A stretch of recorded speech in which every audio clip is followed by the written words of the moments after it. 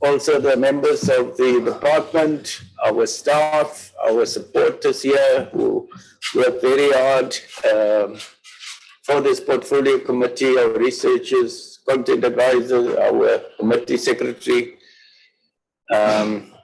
This is a meeting of the Portfolio Committee on Health of the National Assembly on the 26th of October 2022.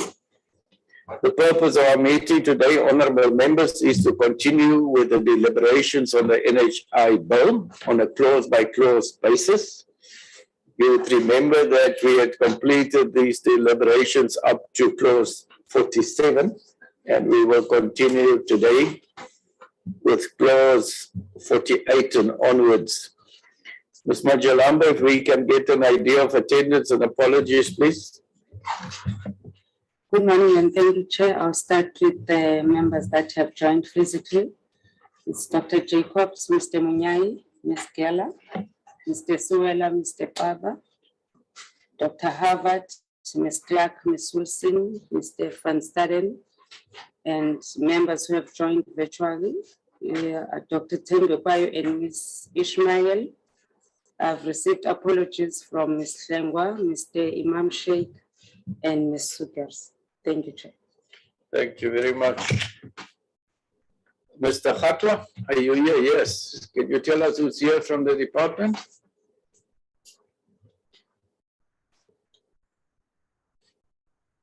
Yes. No, good morning, Honorable Chairperson or members. Yes, this morning we are led by Dr. Nicholas Crisp, DDT on NHI, and the team from the department is comprised of Advocate Jorotlo Moabelo and Mr. Marem Nkosi, Ms. Kasamba from the Deputy Minister's Office, and Ms. Longiswa Baloyi, and myself. And then on the virtual platform, the senior management of the department will also be in, but there's an apology from the DG who's presiding over an international meeting, Honorable Chairperson, and the apology of the Deputy Minister who's traveling back from Cuba, and the apology from the Minister. Thank you very much, Chair. Thank you very much. Honorable members, before we proceed, I'd like to remind you that this virtual meeting is deemed to be in the precinct of Parliament, and therefore constitutes a meeting of a committee of the National Assembly for official purposes only. We have asked that our meetings be held in a physical format. I think the challenges which we are experiencing with this virtual system is really causing a bit of trouble for us.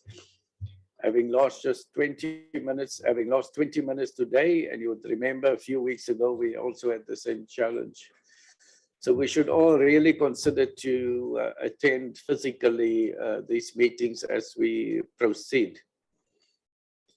In addition to the rules of virtual sittings, the rules of the National Assembly, including the rules of debate, apply. Members enjoy the same powers and privileges that apply in a sitting of the National Assembly. Members should equally note that anything said in the virtual platform is deemed to have been said to the House and may be ruled upon. All members who have logged in shall be considered to be present and are requested to mute their microphones and only unmute when recognized to speak. This is because the microphones are very sensitive and will pick up noise which might disturb the attention of other members. When recognized to speak, please unmute your microphone and connect your video. Members may make use of the icons on the bar at the bottom of the screens, which has an option that allows the member to put up his or her hand to raise points of order. The Secretariat will assist in alerting the chairperson to members requesting to speak. When using the virtual system, members are urged to refrain or desist from unnecessary points of order or interjections. I will now proceed, honorable members, to start reading clause 48, and then I will take, by a show of hands, those who want to deliberate on this clause. This chapter is chapter 10, the heading of which is financial matters, and the subheading of sources of funding.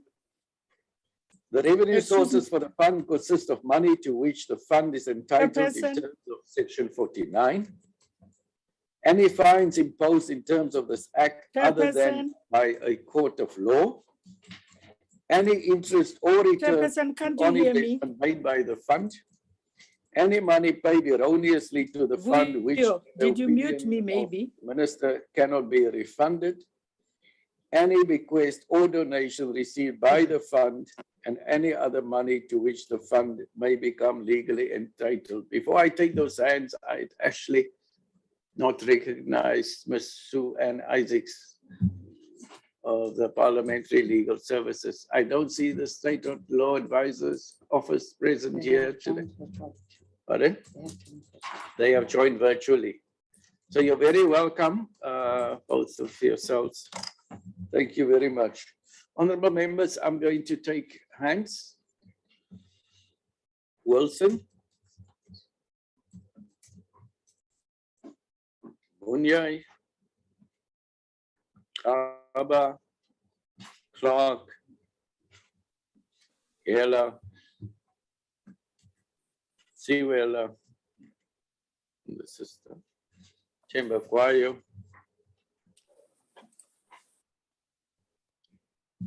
Any other hands? In that order, I'm going to repeat the order. It's Wilson, Munyai, Kaba, Clark, Gela, Siwela, Chamber Choir, and Harvard. Thank you, Chairperson. Oh, there we go. Thank you. Thank you, Chairperson.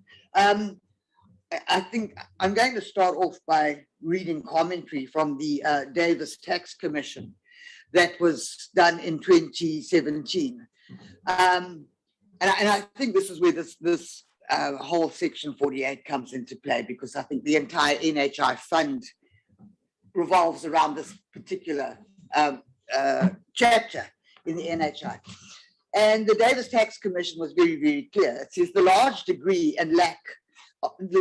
of uncertainty and lack of common understanding of how the NHI will be implemented and operate is concerned, given the magnitude of the proposed reform.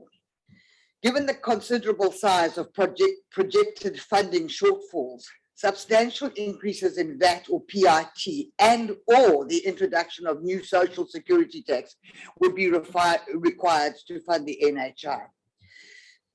He goes on to say that the magnitudes of the proposed NHI fiscal requirement are so large that they may require trade-offs with other laudable NDP programs, such as the expansion of access to post-school education or social security reforms. And given the current costing parameters outlined in the white paper, the proposed NHI in its current format is unlikely to be sustainable unless there is sustained economic growth. And I think, Chair, given with all of that, the National Health Insurance option, even with a minimum benefit costed at the lowest level feasible, appears not to be affordable in the medium term. Overall health expenditure would rise to exceed 11.3% of GDP. And we know when in a country that's on a fiscal cliff as it is already, where that will end up for us. Given all of that, and the fact that the budget for NHI has yet to be confirmed, and it's very concerning that the initial estimates of 256 billion was bantered around, that figure was bantered around. And then we have an admission that we made a mistake on the figures, and I quote, I then went to the World Bank and to the World Health Organization, and they asked why I'm trying to do this. It cannot be quantified by any human being because the costs are so variable. So, Chairperson, given that whole scenario, given the billions that we have already spent on NHI, whether it be in grants, doesn't matter what the format is, there is funds that have been going through the budgets that were very clearly for the NHI, and we have got nothing, zero, zilch, nothing to show for all of that money spent, nothing, no improvement in health, we still don't have the right staff in place, given all of that. And the fact that there is absolutely no feasibility study or a financial study to tell us exactly how this is going to work and exactly what it's going to cost. We are going to run into huge problems with this chapter, and under those circumstances, until such time somebody can indicate, one, where the money will come from, how much money is required, how it will be utilized, what is the feasibility of this happening, is it possible? This cannot be supported. We are living in a country where unemployment has rocketed through the ceiling, where the escalation of costs has rocketed through the ceiling. We've got more people on social grants now than we did before. So your tax base just totally diminished. We have got people dying of starvation because of poverty that they are in. And yet you want to find money from that or tax or other means to fund this program at the risk of the poor and vulnerable. I'm sorry, Chair, it can't be acceptable. And I won't accept this until such time as we get some indication that there's been a feasibility study and what the actual costs are that are required to get this off the ground. Thank you.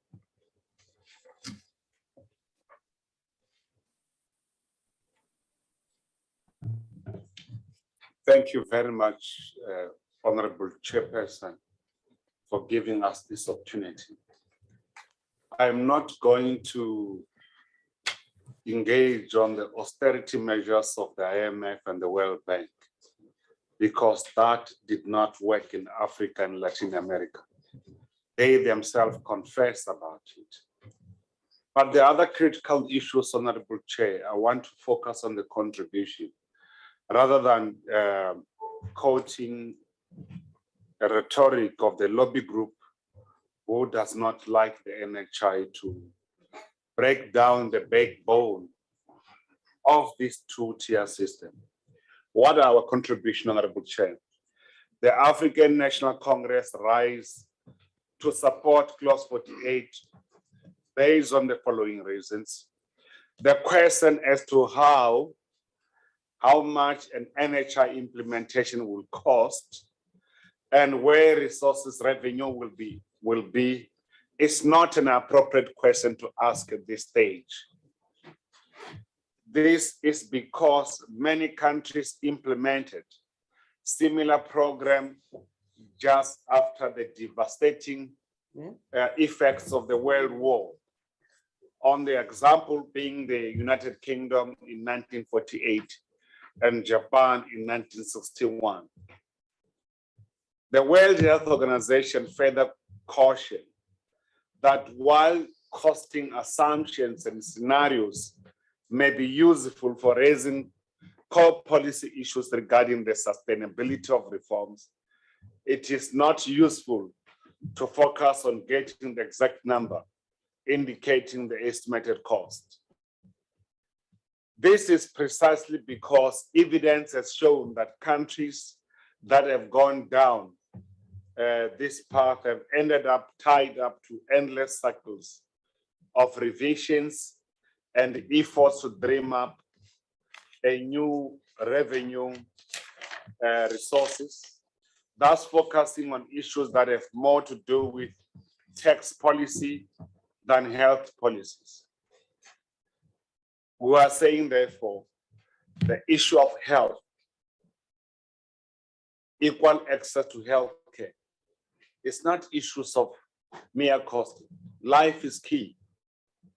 The costs associated with implementations of universal health coverage program are influenced by many factors, including the design element and the pace of implementation. Therefore, focusing on the question of what will cost NHI, it's a wrong approach, as it is better to frame the question around the implications of the different scenarios for the design and implementation of reforms to move towards universal health coverage. The question, therefore, the issue of health is not people that need to be worried about, especially in the condition, Honorable Chair, where we have two tier system. One that get a lot of money and save the few population, and the biggest population get the small support. So the issues of reform to equalize, to give access to healthcare for all South Africans should not be limited to cost. That is a shallow question. Thank you, Honorable Chair. Honorable Carver. Thank you, Honorable Chair. Chair, I rise to be in support of what Honorable Munyai had just submitted. But furthermore, Chair, and to further indicate that the ANC supports clause 48. And for the following reasons, Chair. There are many factors that influence health expenditure. Chair, this includes trends in population health services that needs utilization. For an example, epidemiological trends, rates of hospitalization, and the use of outpatient services, as an example. It also depends on supply chain, supply capacity, such as availability of health facilities and professional personnel, as well as prices of supplies and services. Policy options that will impact on costs include the range of private service providers from whom services are purchased, and the reimbursement arrangements. Costs will also depend, Chair, on the extent to which economics of scale are achieved through active purchasing and effective cost of controls. Chair, as thus I submit to say, indeed, we support clause 48. Thank you, Chair.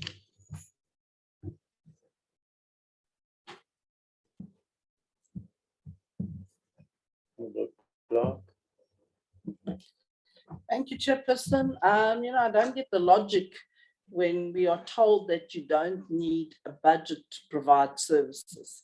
You need money in life to provide anything, Member Munyai. It's like going on holiday and not having the budget to do so. That's the scenario you draw from that. So Member Wilson has raised many things, but once again, I think the issue should be explained to us, and the Finance Minister should come to this committee and tell us how we're going to fund NHI. And I have written to you, Chair, to request that, and written to the Finance Minister. And firstly, what budget would be put in place in order to deal with the conditions of healthcare in this country?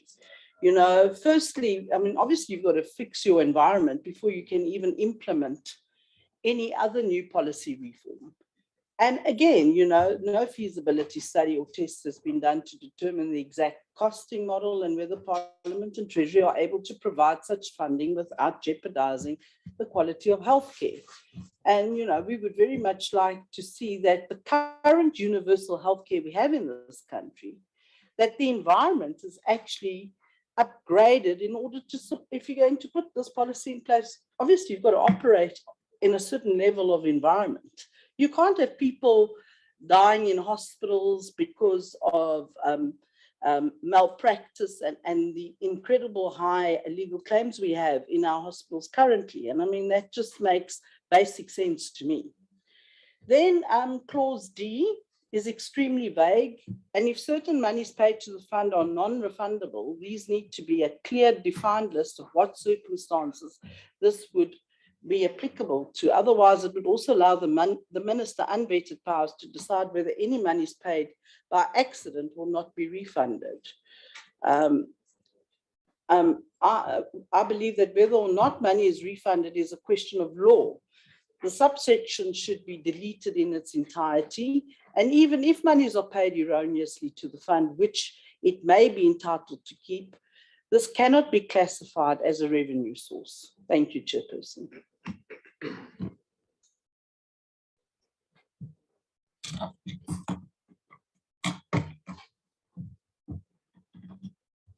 Honorable Geller.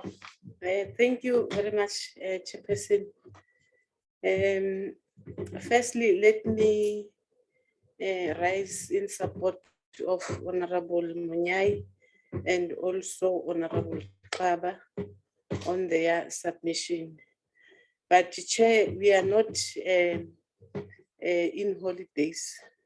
We are speaking about people's life, the health issues.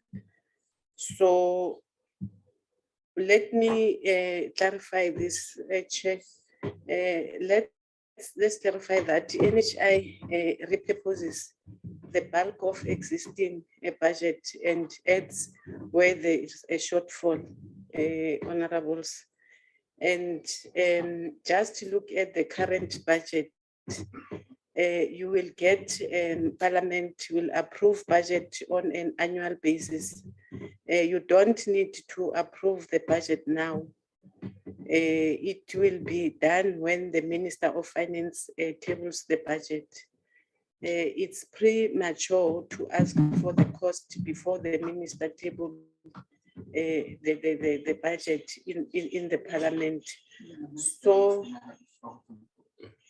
So that will be my input, Chair, in terms of this clause, that let us be patient as honorable members, and we want to save the people's life. And at this stage, the only thing that will save us, it's for us to go through NHI. NHI is the only solution to save our country, especially on the issues that my colleagues have raised as a matter of concern.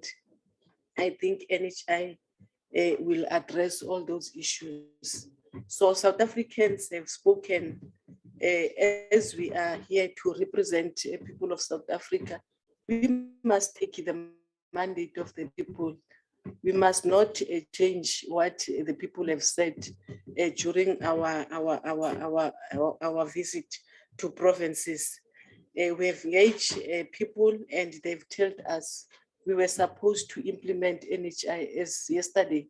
So when we are arguing, it seems as if we are not taking citizens very serious, but we are here to make sure that their wish it's happening, to make sure that we live equal standard and all people are serviced equally in terms of health system. Thank you very much, Chair.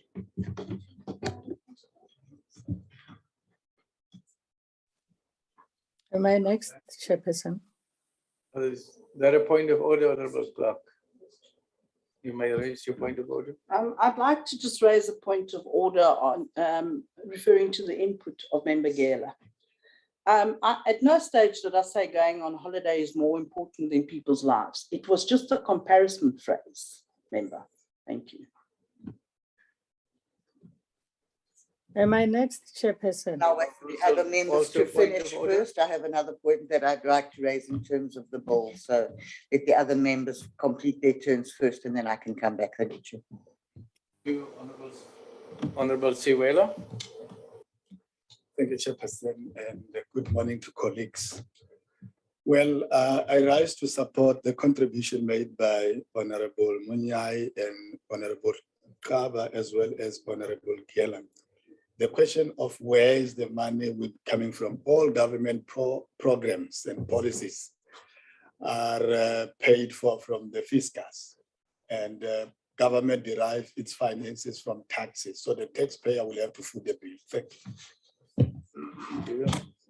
Honorable Tembakwayo. Thank you, Chairperson. I just want to ask, can you hear me? Honorable Dr. Tembakwayo. I'm asking whether am I audible? Seems like you're speaking, but we can't hear you. Yeah, but my mic is unmuted, and then. Yes, Can now you we hear can. Thank you. Okay, thank you, Chairperson.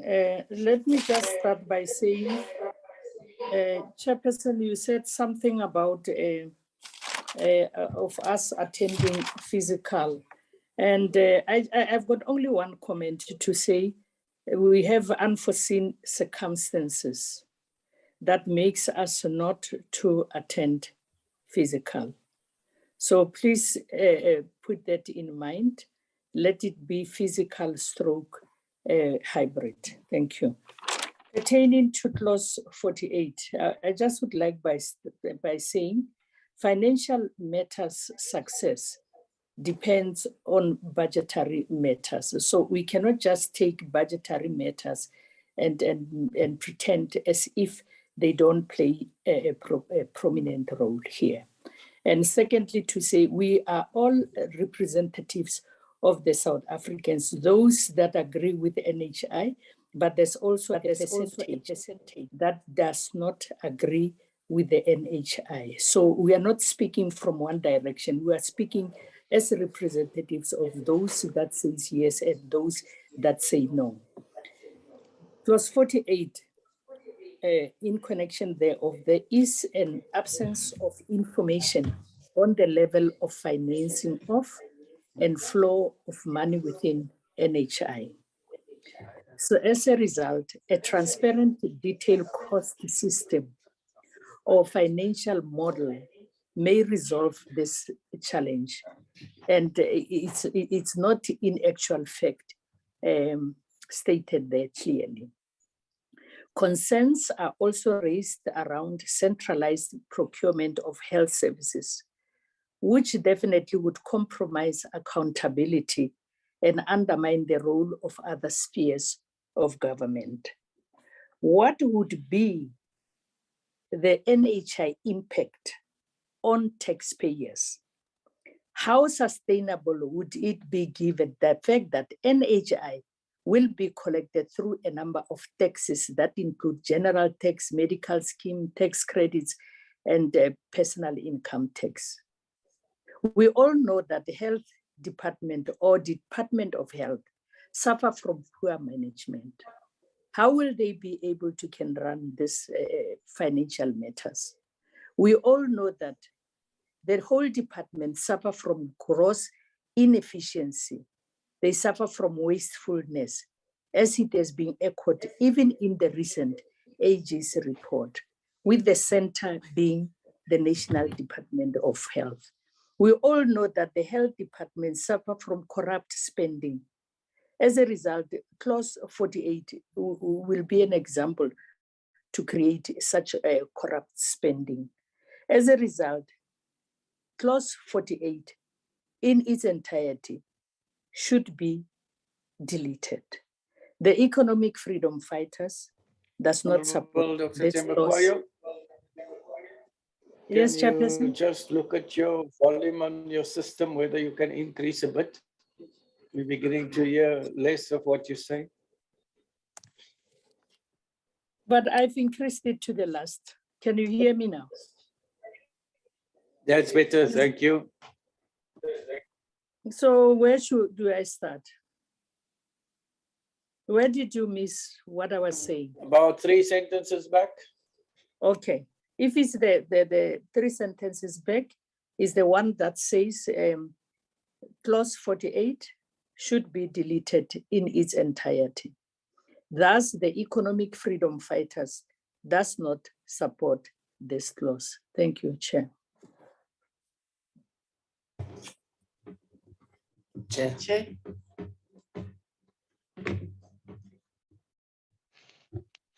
Chair, have you noted me?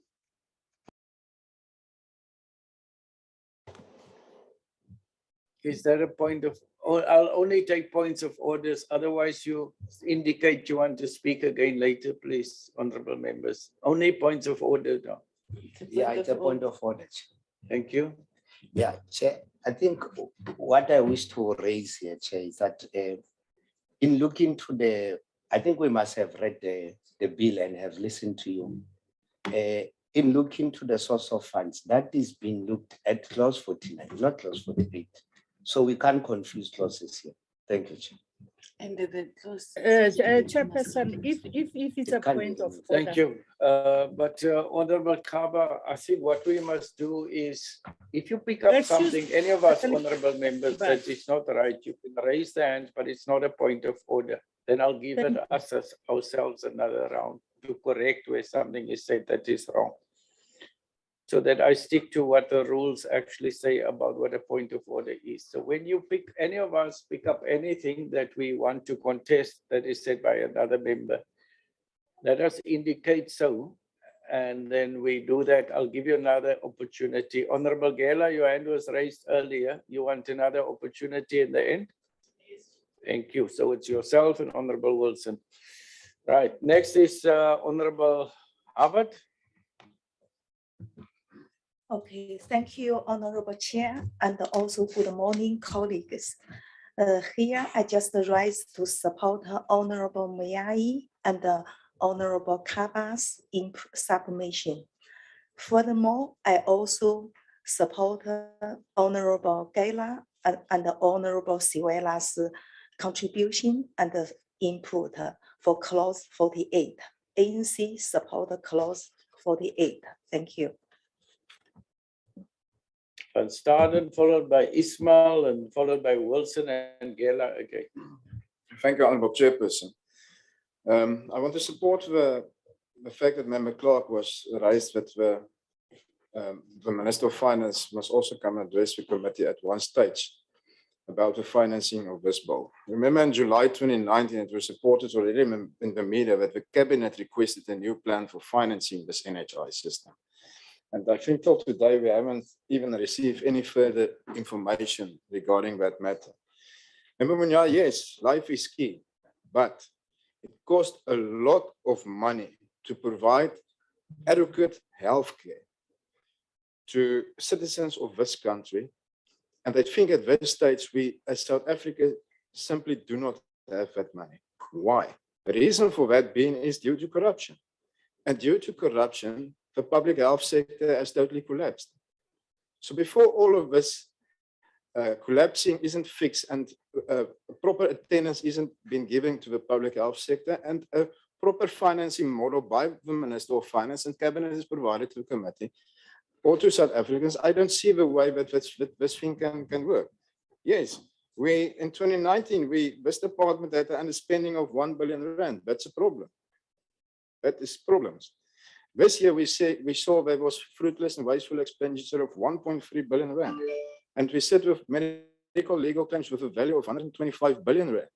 So before these matters are not addressed and eradicated completely, before that, I don't think we can even consider a model like the NHI bill, because where's the money gonna come from? Yes, we have a midterm budget today, and I think we will be shocked to hear what's going to happen after today, what the Minister of Finance is going to say about the midterm budget. And I think we will be more shocked next year when the budget is tabled in Parliament. And every year, our budget is declining and declining and declining. Thank you, Chairperson. Thank you very much. Honorable Ismail. Thank you, Chair. On clause 48, I think much has been said. I just want to say an input of, I want to highlight that presently we already have an equal healthcare system for everybody. It's just a matter of choice where people want to go to the, the public healthcare or to private healthcare. And personally, I just feel that if it wasn't for private healthcare complementing public healthcare right now, really, we would have so much more lives at stake. Frankly, we're discussing the NHI fund, but we don't even know how and where we are actually going to be getting these monies from. It doesn't make sense. So again, I want to actually also, concur with Honorable Clark. If the finance minister doesn't actually tell us where the money is coming from and how much is actually budgeted, it's really no point of discussing this fund. And, before increasing services or, providing more services to everybody, we need to ensure that there are actually services to be providing to everybody. When we're looking at services, we're looking at infrastructure, we're looking at sufficient doctors and nurses. And this is the crux of the matter. The crux of the matter is you need to have a healthcare system that has sufficient infrastructure, that have sufficient healthcare providers, doctors and nurses to actually effectively provide healthcare. And currently we don't have this. So in any scenario, you need to have a proper plan of action. And the most important aspect of any plan of action is a budget. So without a proper financial feasibility study on the NHI, we as a country are going to be going nowhere.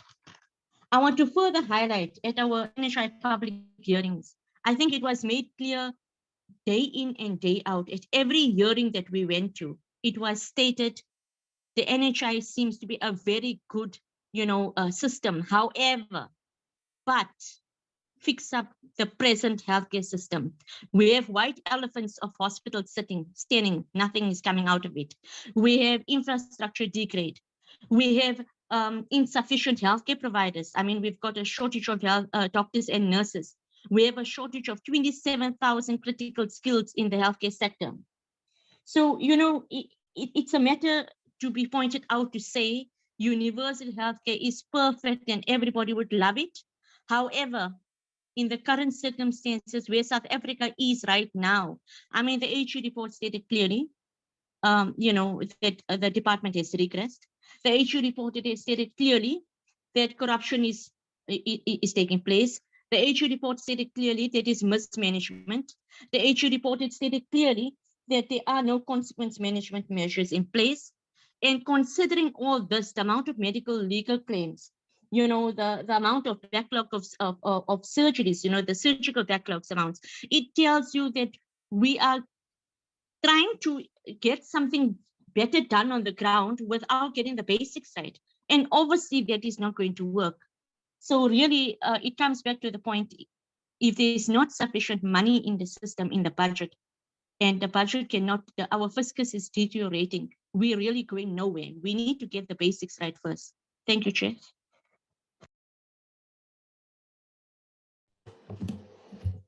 Thank you, Honorable Thank you, Chair. Wilson. Thank you, Chair. And I'm going to continue on the point that the Honorable Ishmael just raised, because what is universal health coverage? What are you trying to achieve by this NHI? So universal health coverage or the plans under this NHI is to give everybody access to equal, to healthcare and quality healthcare, everybody. Now, can somebody tell me where in this country people do not have access to public healthcare facilities? Because if there is a place in this country where people do not have access or who are denied the right to go into a health facility, I need to know where that is so that we can deal with it at the appropriate level. So we actually have universal health care coverage in this country. There is not one person in this room, on this precinct, in this city who would be denied health care if they went to a public health facility. That is universal health care. That is universal health care. The difference being is that they should have access to quality health care. And that is what they don't have. And let me tell you right now, the answer is not in this bill. The answer is not in this bill. You already have what you're looking for, but the solution is not in the NHI. It is in the management of health budgets. And we have spent already billions on this unconstitutional bill, on employing staff to manage this bill that is not even passed yet, where that money could have been used or should have been used to make a huge impact on giving everybody in this country who is entitled to healthcare, who may walk into any facility they like. That money should have been spent on upgrading those facilities, making sure that there were medicines, making sure that they were staffed. Your fall down in this country is not in a bill. The solution is not in the bill. The solution is in the management, and rather mismanagement of healthcare. And that is where this entire country's health has collapsed. Mismanagement, corruption, ineptitude, cadre deployment, you name it. And now you want to take those monies that we've already spent flying down the drain, you want to take a whole lot and put it into a minister's hands, the very one who's responsible, him and the ones before him, very ones who are responsible for the collapse in healthcare. Now you want to give him more in terms of this bill, more authority. He can't manage what he's doing at the moment. Why would you want to do that? It doesn't make sense. They have failed. We have universal health coverage. We just don't have quality ones. And the quality is not going to be changed in this bill. The quality is going to be changed in the management and proper infrastructure development and proper staffing. So I'm sorry, Chair. We're being told we must be patient while this all plays out. I'm patient.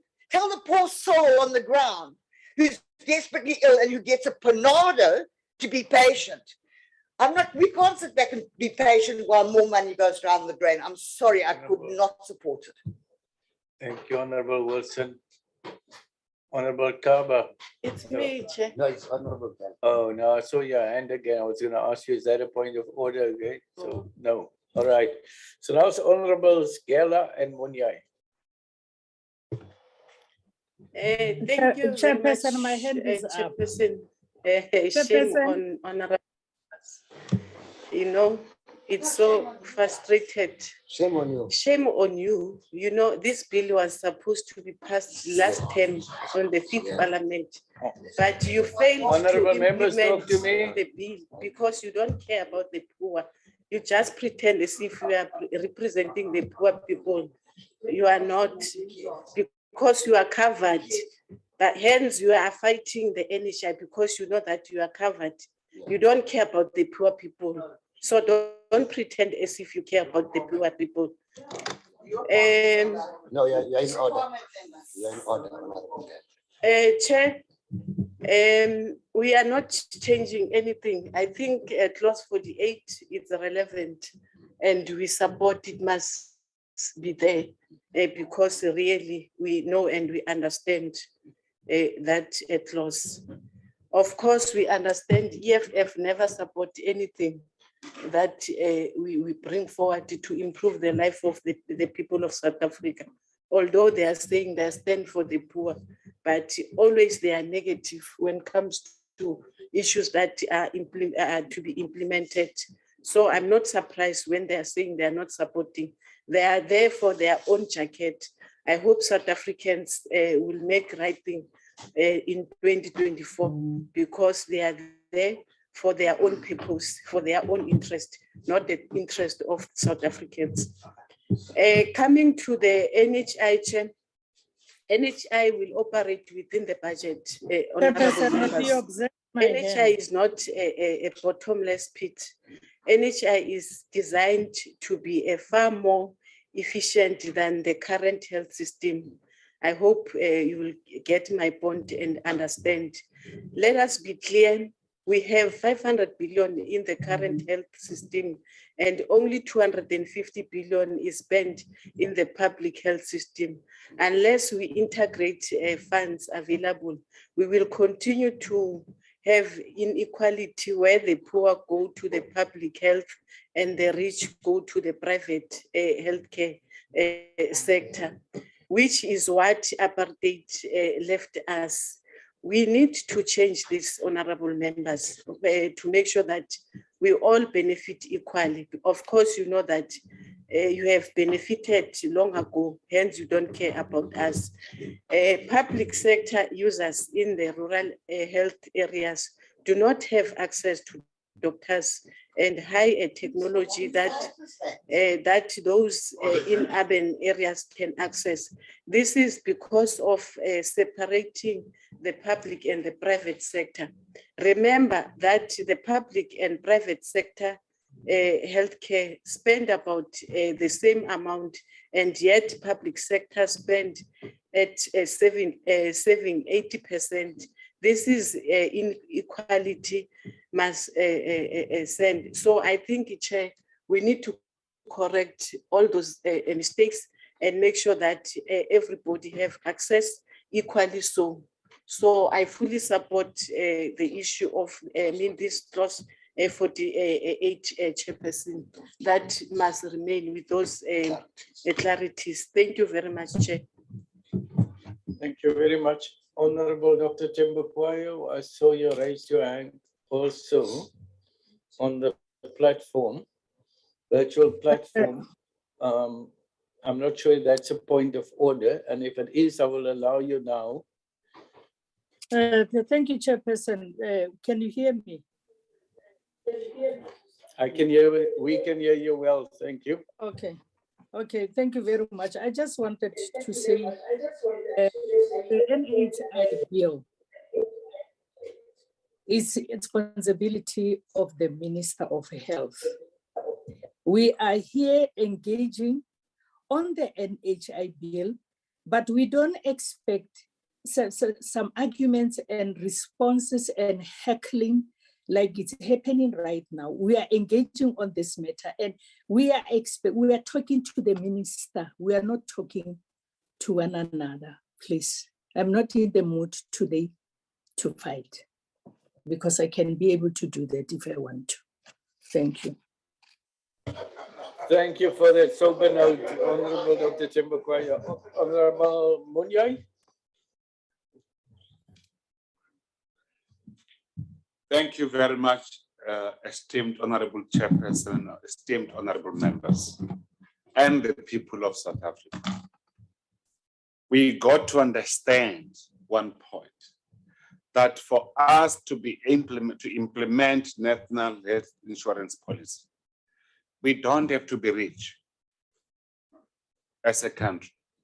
I've given example of after the Second World War, that UK has introduced NHLS. So I'm saying that. You are protected, Honorable Munyai.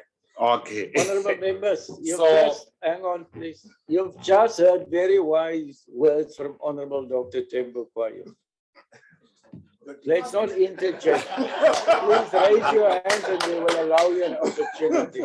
Honorable Munyai, please continue.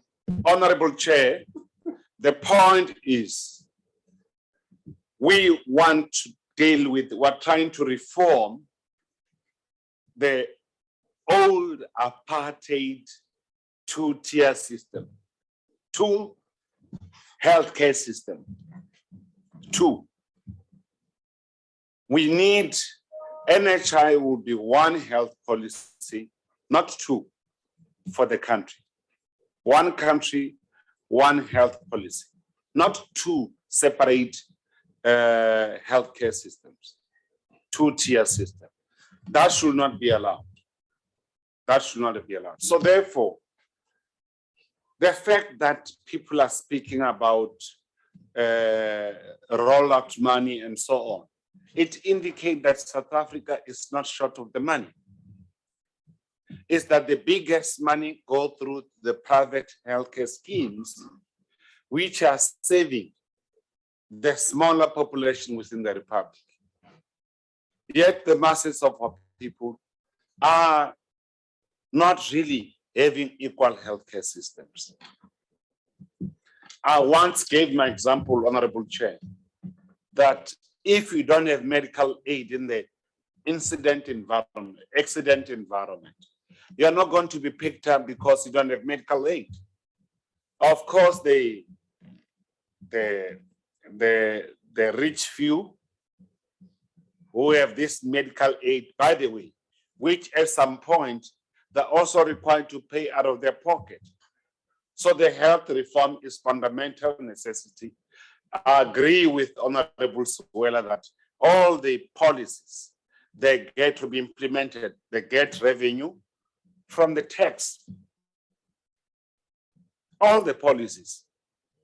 Therefore, the budget processes ensue. So there's no issue that the money, where the money will be coming from. Where the money of the current two-tier systems is coming from, Honorable Chair. Where does it come from? Thank you very much. We support as the ANC 48 clause and we want to proceed. Thank you. Thank you. Honorable members, let me also give some input because I will give you Honorable Clark and Honorable Wilson again and Honorable Kaba after that in that order, but I need to finish what I need to say. I get the impression we're not going to move much further with this clause we're going to be deliberating this until 1300 hours unless we are going to get to a point here.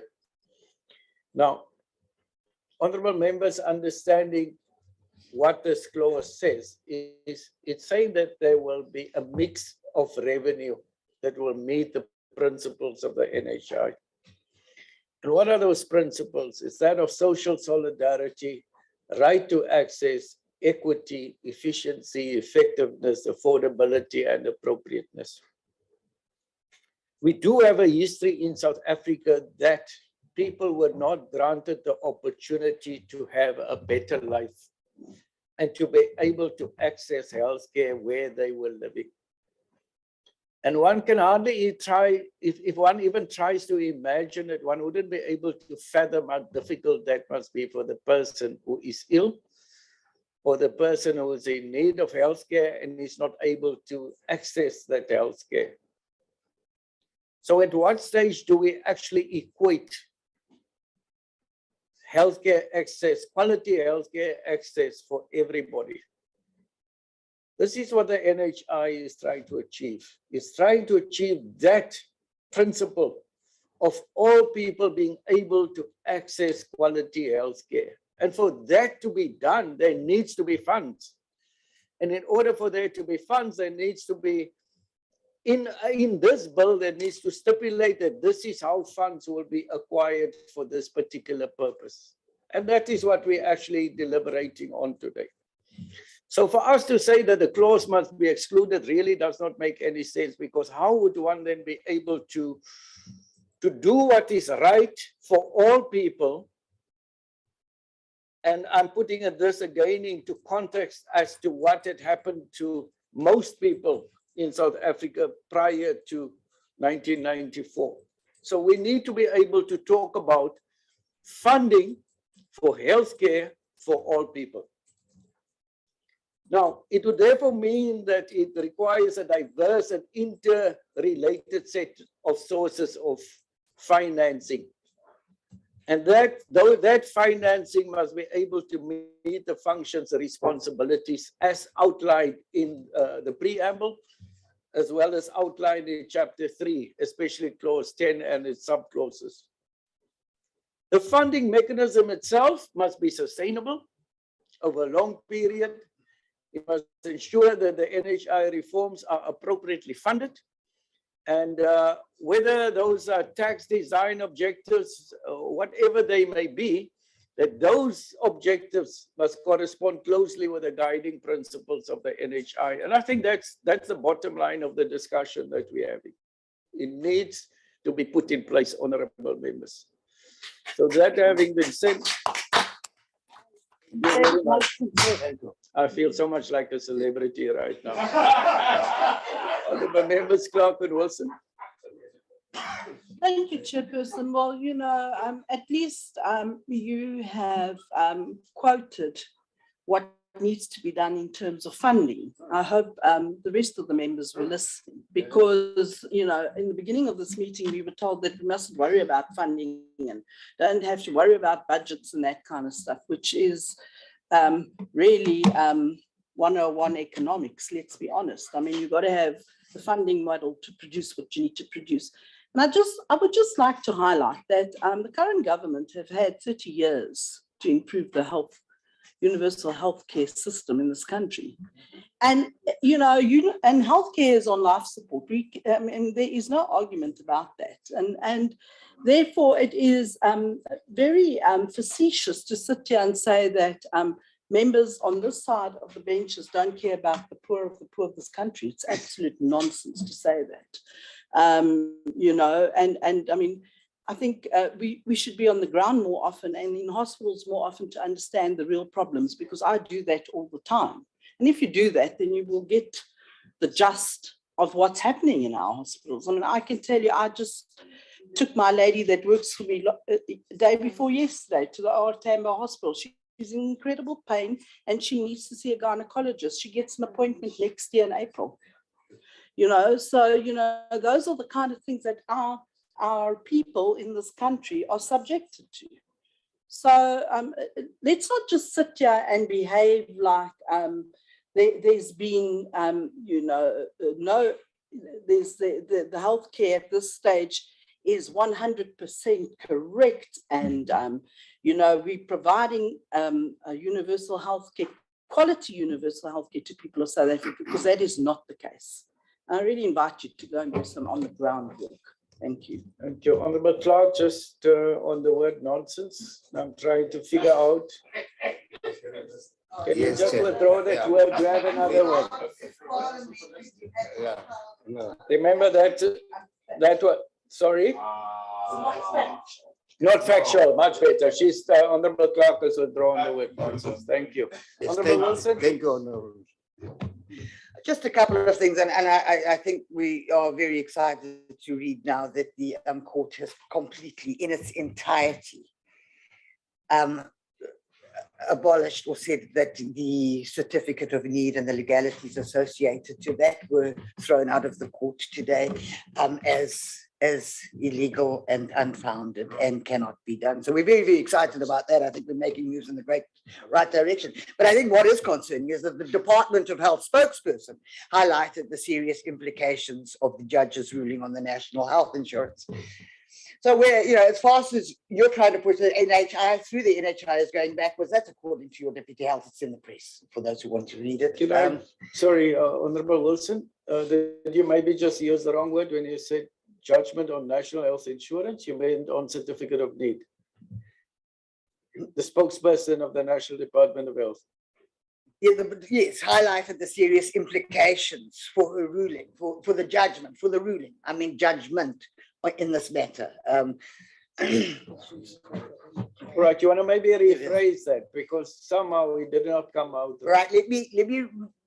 The Department of Health spokesperson highlighted the serious implications of the judge's ruling for the national health insurance. Okay, in other words, what I was saying, the judge, in her judgment. Are we on the same page now? Understood now. Thank you. Thank you. Okay, so and again, this is the situation we're going to have with this NHI bill all along. Number one, we have to change so many of the other bills in order to make this applicable, and this is what's happening. When it's unconstitutional, it's unconstitutional. And I just want to go back to the Honorable Munyai's point. And he often talks about the accident and getting an ambulance.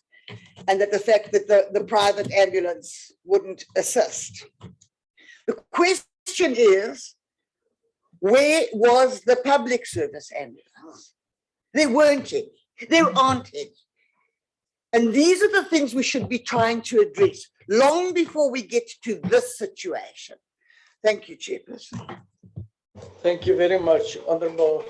Last one, last two, Honorable Ismail and then Honorable Kama. Thank you, Chair. I just want to say a few last things. Last two, then we're having tea. I think you all would love to have some tea. So let's finish after these two. Okay, thank you, Chair. Honorable Ismail. Thank you, Chair. Can you hear me? Chair, can you hear me? Honorable Ismail. Chair, can you hear me? Vuyo, can you hear me? Oh, shit. Yes, you Chair, can, but I can hear you too. Okay, thank you. Thank you, Chair. So, fact is, we expect taxpayers to fork out more monies to provide for this fund. We need to essentially remember that our taxpayers are already overburdened. We need to remember that we have such a major high unemployment rate in this country. After COVID, most especially, we have more and more people dependent on our SASSA grants. So how, in effect, are we expecting taxpayers to fork out more cash for this fund? That's one. Secondly, the issue here is monies allocated to the current healthcare system. The current funding provided to healthcare is mismanaged. Now we want taxpayers to provide much more monies. We're looking at the millions and even the billions to be provided for this fund so that it can be further mismanaged. Because the fact of the problem is the root of the problem is not being addressed. And the root of the problem is the department is not functioning properly, and that matter is not being addressed. So essentially what I'm trying to say here is that you want to initiate a fund to fix the system or to provide universal health care, but you're actually not fixing the root cause of the problem. You know, I want to touch as well on what Honorable Munyai said when it comes to, emergency services. I think you all know my 3 daughters were involved in an accident on Sunday morning. And if I didn't get ER24 to come out there, and if I had just waited for our emergency services to come out, I probably would have lost a child. And me even having a medical aid. So what I'm trying to say here is, nowhere can you say once we effectively implement NHI, we're going to be actually improving services to our communities, because ultimately we're not effectively dealing with the core of the problem. If we can stop the mismanagement, we can stop the corruption, all the monies that was meant for the people will be spent on the people. And that's the only way that we can actually fix the current healthcare system before thinking of even bettering the system of going into a universal healthcare. And I'm going to say it again, and I said it before, we actually do have universal healthcare, but we also have, we are a country of democracy. We have a constitution that allows for the freedom of choice. And that is where people actually decide to go, whether to the private healthcare system, private healthcare or public healthcare. And frankly, I don't think anybody would want to go to the private healthcare if we had an efficient public healthcare system. Thank you, Chair. Now you can go for tea. Yes, thank you. Honorable Carver's last, and then we, honorable members, we will then end the discussions on clause 48 after Honorable Carver. We're going to have tea after that, and then we're starting with clause 49. No, thanks, Chair. It's like you could immediately close because we are fine on clause 48. But Chair, safe to mention, just that Honorable Clark is out, Chair, we are not dealing with budgets and financial reports nitty-gritties here. Here, Chair, we are focusing on the health provision. So there has to be a difference in that. And Chair, it's true that South Africa is not short of money. It's a question of distribution of funds earlier, as you have mentioned, to priority areas. What is important is that we must understand that NHI is a priority and should be and must be funded. Lastly, Chair, you see, as African National Congress, we are not dealing with a 30 years matter period. What about the 350 years, which the other side may have had our country and our people living under oppression and apartheid? We are far alive to that. What we are fixing here, it's not a 30 years matter, it's a 350 years matter. Thank you, Chair. Honorable members, it is now 23 sorry, 23 minutes past. 23 minutes past. Honorable members, can we be back here at 22? I'm going to cut a little bit on our tea time. 20 to 12, we will have to continue with deliberations until 1 or just after 1 o'clock. Thank you.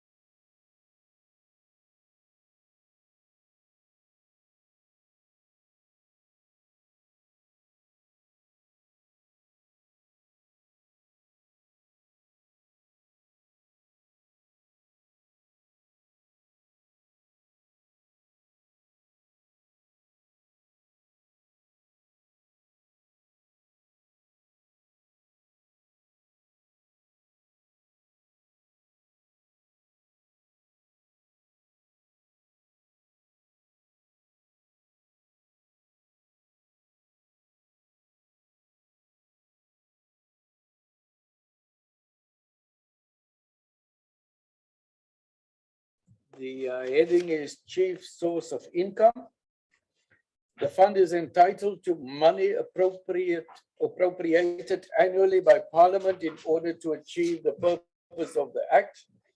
The money referred to in subsection 1 must be appropriated from money collected and in accordance with social solidarity in respect of general tax revenue, including the shifting of funds from the provincial equitable share and conditional grants into the fund, reallocation of funding for medical scheme tax credits paid to various medical schemes towards the funding of national health insurance, payroll tax, which means employer and employee, and surcharge on personal income tax, introduced through a money bill by the Minister of Health and earmarked for use by the fund, subject to section 57, and calculated in accordance with the estimates of income and expenditure as contemplated in section 53 of the Public Finance Management Act. Once appropriated, the revenue allocated to the fund must be paid through a budget vote to the fund as determined by agreement between the fund and the minister and subject to the provisions of the Constitution and the Public Finance Management Act. I will take hands, honorable members.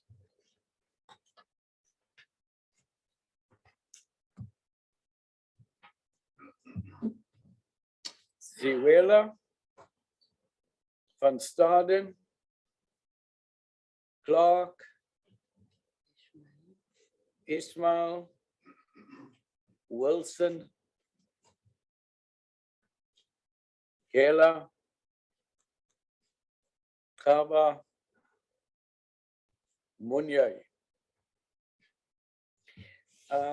Honorable members, just to note that Honorable Dr. Tembokwayo will be not be able to.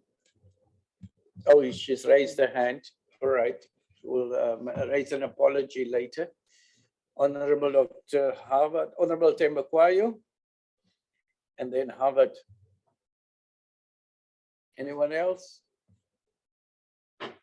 I'm going to repeat the order. Siwela, Van Staden, Clark, Ismail, Wilson, Gela, Kaba, Munyai, Tembokwayo, Harvard. Thank you, Chairperson. Let me begin by saying that the African National Congress support clause 49 to A1 to 4 for the following reasons.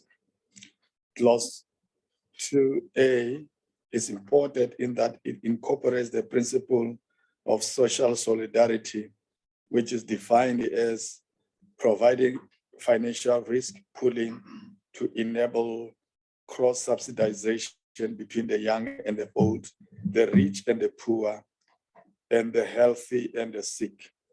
This is consistent with the spirit of Ubuntu, which is the cornerstone of our lived values as a country and our constitution. Clause 2A1 to 4 are supported as they aimed at mobilizing funding from various sources and integrated them into the NHI fund for the purposes of creating a single fund to be used to strategically purchase personal healthcare services on behalf of the population.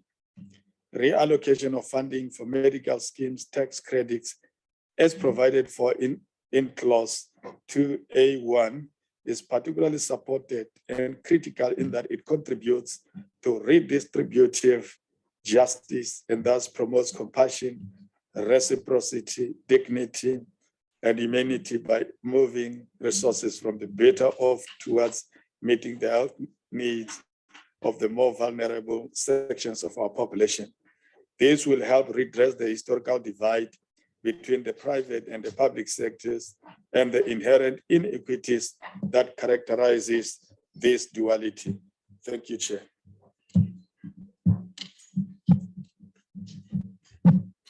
Thank you, Chairperson. Chairperson, it's the view of the Freedom Front Plus that this NHI system is not sustainable.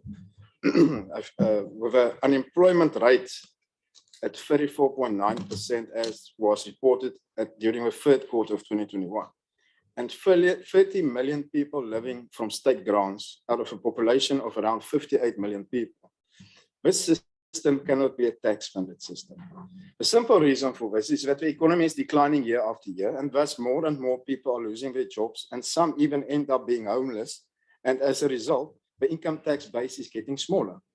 The percentage of people who have been unemployed for a year or longer has increased with approximately 60% over the last 10 to 13 years. And it is a clear sign that South Africa's economic decline is brought about by poor governance and reckless policy directions. Now, these are the reasons why the number of despairing job seekers, which has increased with 62,000 from the third to the fourth quarter of 2019, is still on the rise. And I think we'll be amazed to see what the new figures is now. Poor economic growth and government policy, like expropriation without compensation, like the NHI bill, poor service delivery, load shedding, and the collapse of local government are all factors contributing to the unemployment crisis in South Africa. And the previous Minister of Health himself admitted in this committee during a meeting held on 29th of August 2019, and I quote, that the economy is a matter of concern. And I close quote. Now, Chapter 10, Section 48 of the bill stipulates the sources of funding for the NHI fund, and in terms of Section 49(2)(a), the fund is entitled to general tax revenue, including the shifting of funds from a provincial equitable share and conditional grants into the fund, as well as reallocating of funding for medical scheme tax credits paid to various schemes towards the funding of the NHI, and payroll tax and surcharge on personal income tax. Chairperson, in light of a report issued by the Financial Fiscal Commission in October 2019, in front of this committee, it is clear that there is still no proving fundal model for the NHI, and we've been speaking about this matter this whole morning. We must realize that South Africa is not political and economically stable. State hospitals in this country are not up to standard, and we have solved the past few months many problems that are experienced at these hospitals and clinics on a daily basis. And the public healthcare system, as we have said earlier this morning, has already collapsed. There is no guarantee from this government but this system will be a system without any corruption. And we've spoken about the corruption matter since we have started deliberating on this bill clause by clause. We've said it this morning again. Corruption was a contributor of the collapsing of our public health system. I've said it again many times, and I will say it now again, that this NHI will follow in the footsteps of all the other state-owned enterprises, and like the SABC, SA8NL, Eskom, Prasa, Transnet, and other post offices on the brink of collapse also, because all the branches, most of the branches for post office is starting to close.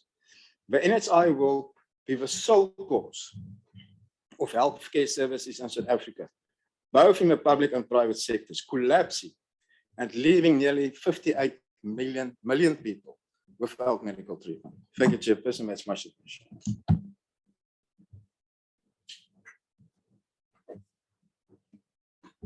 Thank you, Chairperson. As per Section 48, and a member van Staden has also raised, you know, the sheer concern around our economic decline, and you know how we will sustain NHI. And today we'll probably hear from the finance minister that we need to bail Eskom out once again. And I mean, we're going to land up in the same situation with NHI like all the other SOEs we have in this country. And you cannot blame people for being very wary as to how this bill is being structured, and the minister being the judge and the jury around this bill. And also, you know, and economics is very important. We still have not had any funding model until such time none of us really know how we're going to structure the finances around the achievements of this bill. That's in clause 1. And then 2, the Act cannot regulate how Treasury disperses funds. This must be contained within a Section 77 money bill. And then 2A2, with reference to the medical scheme tax credits, this is factually incorrect. MSTC are credits which determine the amount of tax payable by an individual, not monies paid to a medical aid scheme. And if that is not the case, then this section needs to be redefined to bring clarity as to what amounts it's referring to.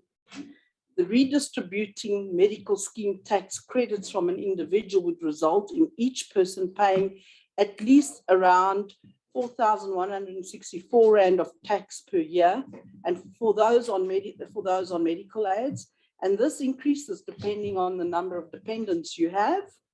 3, in addition to the above, this subsection will result in the taxpayers paying more tax per month and per year during the time where they're already struggling with the cost of living for generally poorer quality service than they would have received if they contributed to the above. The effects of these 3 subsections are essentially applying 3 further tax burdens to the already decreasing tax base. This model is not sustainable, and you're going to see more and more people financially immigrating from South Africa to avoid these ludicrous tax hikes in our country. And not just our taxpayers, but also our skilled medical staff in private practice will not, will also leave this country for greener pastures, because, we've seen how badly, our accruals look like, and are we going to be paying our medical staff on time that is contracted within the system that are currently in private practice? Then a financial feasibility study which is capable of demonstrating first whether it's fiscally feasible to raise taxes to the levels required for a monopoly purchase to guarantee social protection for the entire population without diminishing any person's current legitimate rights to health cover. Importantly, to the extent that any person's, any person's access to health is threatened or undetermined without a rational public purpose, this can be deemed reckless and irrational. The attempt to replace medical schemes as purchasers of care for families with adequate incomes is also implausible and is fiscally unobtainable. It is quite probable that this is understood by government, which is why they will not release into the public domain any financial feasibility assessment at this stage. Thank you, Chair. Honorable Ismail. Thank you, Chair. I have quite a few inputs. Clause 49 to section 1. Now, as stated before, the NHI bill does not provide reliable amounts of costs as a new or current financial feasibility study. Chair, I'm hearing myself echo. I'm not sure. It's very bad. Can you hear me, Chair? Can you start? Yes, can you start from the beginning, Honorable Ismail? Okay, so clause 49 to section A, as stated before, the NHI bill does not provide reliable amounts of costs as a new or current financial feasibility study was not done. We still don't know how much the NHI will actually cost the taxpayer. The issue with our present healthcare system is not funding, as stated before, it's mismanagement of funds, cadre deployment, and lack of accountability. On clause 49 again, section 2, taxes, income tax, general taxes, and medical scheme tax credits. But these can only be levied, levied by a money bill under section 77 of the Constitution. So this would effectively be unconstitutional again, Could we please request our legal advisors to clarify on this when they do come back to us on this matter? My third point is the bill does not provide detail on the funding of the NHI. It seems like, all regulations is left to the Department of Health to decide about, after the bill is passed, basically. And this again seems like putting the cart before the horse, as it gives the impression that the department actually don't know what they are going in for, and decisions are going to be made as and when time goes. And this is actually unacceptable. We're dealing with taxpayers' monies, and there needs to be transparency and accountability in all aspects of monies being spent or allocated for this fund. Another point is that, it brings us back to the point that the NHI bill remains uncosted, and it could be too expensive to implement, especially under the current economic climate. Obviously, we wait to see what the finance minister is going to be speaking about today. My next point is the current status of our fragmented healthcare system does not offer the quality, and equal health services as planned by the NHI. With no financial feasibility study again having been done, it's really a source of concern that this will actually not work, as it's going to be, very expensive, and it's just not, I don't see it working at all. The NHI fund stipulates a single purchaser system. It does not specify how medical technologies will be incorporated and how these will be funded for under the fund.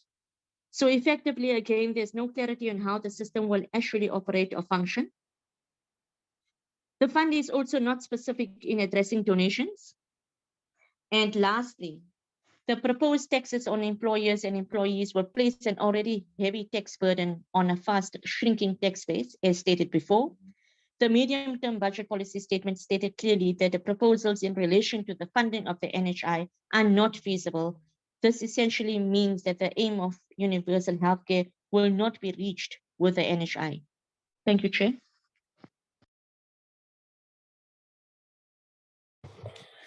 Thank you, Chairperson.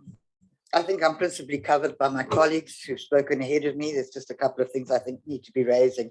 I'll start with 49.2a, appropriated from money collected in accordance with social solidarity in respect. Okay, well, social solidarity can change overnight. So to base something on social solidarity becomes very questionable already, because right now we have a very angry country. We have a very hungry country. We have a country without water. We have a country without electricity. So your social solidarity right now is skating on very thin ice. Let me tell you that right off the top of the bat. 1, general tax revenue, including the shifting of funds from the provincial equitable share and conditional grants into the fund. And this was already concerning, and we've raised this. This bill is already taking away the role of provinces without any studies and without any idea being given to us of how it's going to manage. This once again indicates that the function of the provinces is going to come very short. Now, they're already in a mess, and now you want to take these away as well. Why don't you just say we won't have any provincial structures? Because in this entire bill, that's what you're saying. We're just going to close down all the provinces, and we'll just the minister will run it by himself. The general tax revenue, well, where's that? What's your general tax revenue? VAT? Well, let me tell you now, you would have to increase your VAT by at least 6 or 7 cents. So we're currently on 15% cents in the rand on VAT. Let me tell you right now, you want to make this work, you're going to have to increase your VAT to 21, 22 cents. Good luck with sticking to your social solidarity, because you will have an uprising that you won't know what to do with. The reallocation of funding to medical scheme tax credits, well, we've questioned this, and we've questioned the constitutionality of what you're trying to do with the medical schemes. We'll leave that to they will discuss with you in court, I have no doubt. Payroll tax, by who? We don't have enough people employed in this country to pay tax. We are already being taxed. The interest rates have just had to go up because of the fiscal cliff that South Africa is sitting on. And I have no doubt that they will come up with something else we have to pay for today. The fuel prices have increased. Transport costs have increased. Cost of food has increased. And now you want to tax people on top of all of that. It's not going to go down very well at all. There's another lot of social solidarity just flew out the window. There are not enough people employed in this country right now to make that viable, as well as the surcharge on personal income tax. And then you go to introduce through a money bill by the Minister of Finance, earmarked for the fund. Well, that is calculated in accordance with the estimates of income and expenditure. Well, that's going to be an interesting task because already our budgets are diminishing. We don't have enough budgets to cover what we're supposed to, not to even do the most basic of healthcare at the moment. Do we have a budget? And now you're going to try and raise the money by making people poorer. And it's just, you're going to, on the fiscal cliff that we're at, it will not be viable. Once appropriated, the revenue allocated to the fund must be through a budget vote as determined by agreement between the fund and the minister. I'd love to be a fly on the wall when that conversation takes place, when the minister has to now explain to everybody where he's got to find this money to make it work, subject to the provisions of the Constitution and the Public Finance Management Act. And I want to go to the Constitution, and particularly where we sit with this act. NHI cannot be passed until all the acts and bills that it affects are altered first. Now just those alone are going to require public participation, legal opinions, oral presentations, the whole duty. So anyone who thinks that this NHI is going to be an election campaign for the ANC ahead of 2024, let me tell you, you've got no chance. And of course, the constitutionality of this whole act as it stands anyway. So quite frankly, I think we're running into a problem, and it doesn't matter which way you look at it. If you cannot tell us how much money is needed for the NHI, you have got to have, when you go to the minister to say, this is what the NHI fund needs, just to kickstart,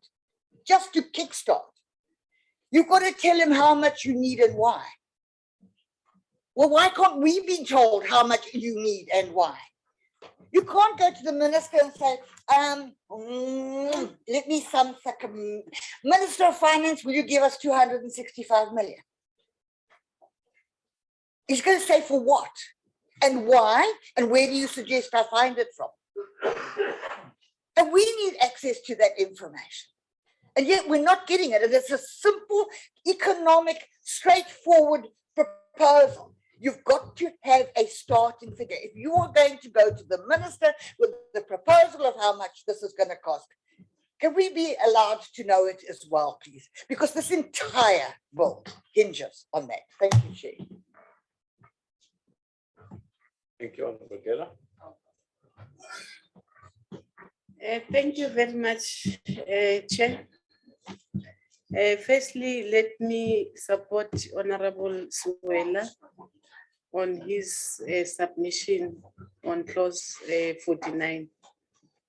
Chair, ANC supports clause 49.1 for the following reasons. Given the significance of the fund and the funding that will be mobilized from the National Revenue Fund into the NHI fund, it is important that the fund appropriated annually into the fund is undertaken through the oversight process of Parliament. That will be my submission, but Chair, the other issue that I want to raise, Section 49 explains where the fund will come from. Existing money will be reallocated, including medical aid fund tax credit. KPMG research has shown on the positive economic impact of implementing a single payer and other work provide adequate evidence that the NHI implementation is affordable. Chair, I'm not going to entertain my colleague there. Chair, we are not campaigning for elections on this bill, Honorable Wilson. For you to say ANC campaign, you got it wrong. I'm sure you also got it wrong, my friend. People, they still have confidence that the ANC is the only party that can change people's life. No other party can do that. You have ruled the country and you have messed the country before. We can't go back to the apartheid era. I'm so sorry. We can't go back. Coming to the issue of that province will be closed. I don't know where to take that, Honorable Wilson, but as far as I know, province will be there. Nothing will change. We're just implementing NHI to make sure that at least you remember, you once said, I still remember, you went to the hospital, a private sector, with your helper, your domestic worker, and she was not assisted because she was not having a medical aid. You were the only person that got service because you are catered for, you're having a medical aid. And this is what you want actually, because the NHI is going to address that. Whether you have a medical aid, whether you don't have, but you'll have access to any health facility if you need so.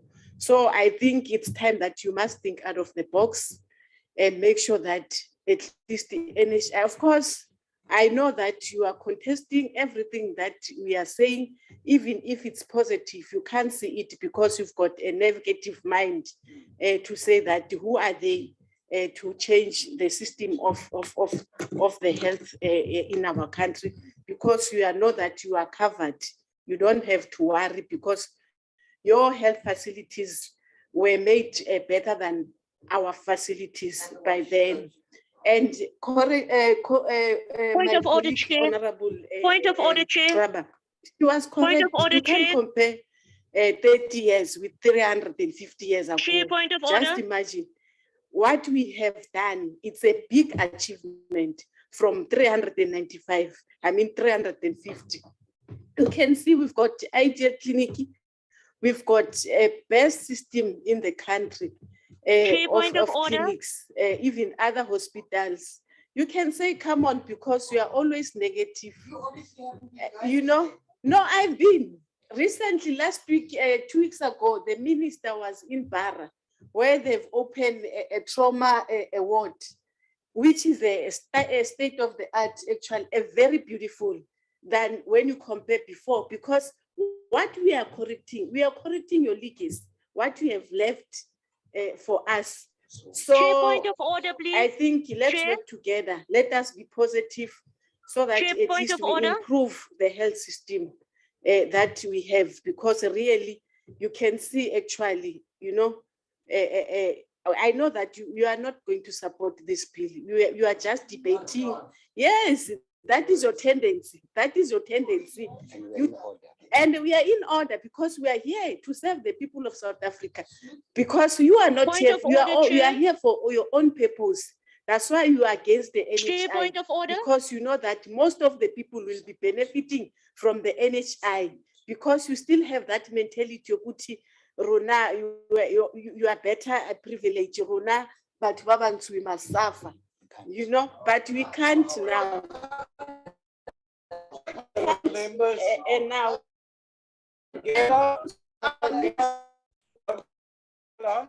Thank you. Point That's of the order, point Chair. of order. I had it from my left. Who was it? Honorable Clark. Chair, it was me, Mrs. Chairperson, Honorable we Ismail.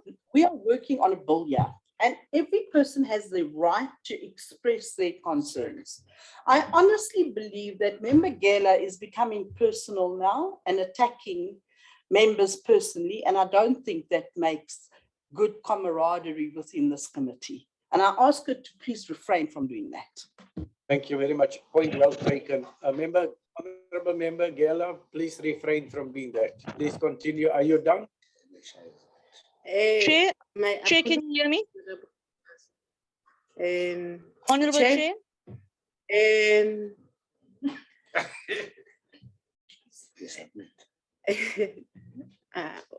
I submit, Chair. Thank you very much. Thank you, Honorable Gela. Next is Honorable Kaba. Okay. No, Chair, let me rise to support Honorable Gela and Honorable Suela upon what they've raised. But Chair, just to also clarify something. You see, on NHI, Chair, earlier we had comments around comparisons from other member earlier. So you cannot compare NHI to SOE. That is a different matter. So therefore, Chair, I don't know if I'm protected. You see, Chair, their behavior. Because I'm clarifying this. Okay, hang on, honorable members. You see? Okay. Honorable members, talk to me. There's a reason there's a chairperson in a meeting. Thank you.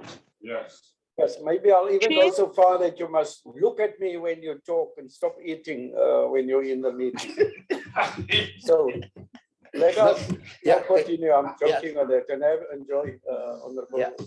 I'm not going to mention it. Honorable Chair, point of order. The point here is, honorable members, let's behave ourselves. Let us not address each other directly, and let's not become personal with one another. That's the whole point of what I am saying. Yeah. And enjoy your food that you were having. Please continue, Honorable Kaba. No, thanks, Chair. I think I was giving that clarity, Chair. One other thing is that as we're discussing this clause, corruption is rampant in both public and private healthcare system. That is why we need NHI to curb inefficiencies and corruption. Chair. The narrative that NHI will be plagued by corruption, we want to argue that the implementation will curb corruption in the public and private sector. Chair. The other thing, Chair, is that if we say NHI cannot be paid from taxes, we forget that the bulk is already paid through taxes. And Chair, those with money are already paying for medical aids with a significant portion paid by the state. Chair. It's happening already. NHI reorganizes largely existing financial resources to focus on the priority of keeping people healthy. This has become even more urgent because many people have long COVID and need healthcare services. So it's important, Chair, to understand. We keep hearing that we have not clarified the sources of funding, but clause 49.1A stipulates clearly where resources of funding are. Are we reading the same bill, Chair? Yes. Perhaps there is difference. So that's why I'm saying it goes to clause 49.1A. It stipulates clearly. Thanks, Chair. I submit. Thank you, Honorable Munyai. Thank you. As the African National Congress, I rise to support Honorable Suela, Honorable Gela, and Honorable Kaba. We in the ANC are for health financing, for a fund that radically improves services quality financial protection for the entire population, not some members of the medical schemes, as some seems to represent. We are for a fund that will act as an agent of health system change, not a piecemeal, fragmented solution.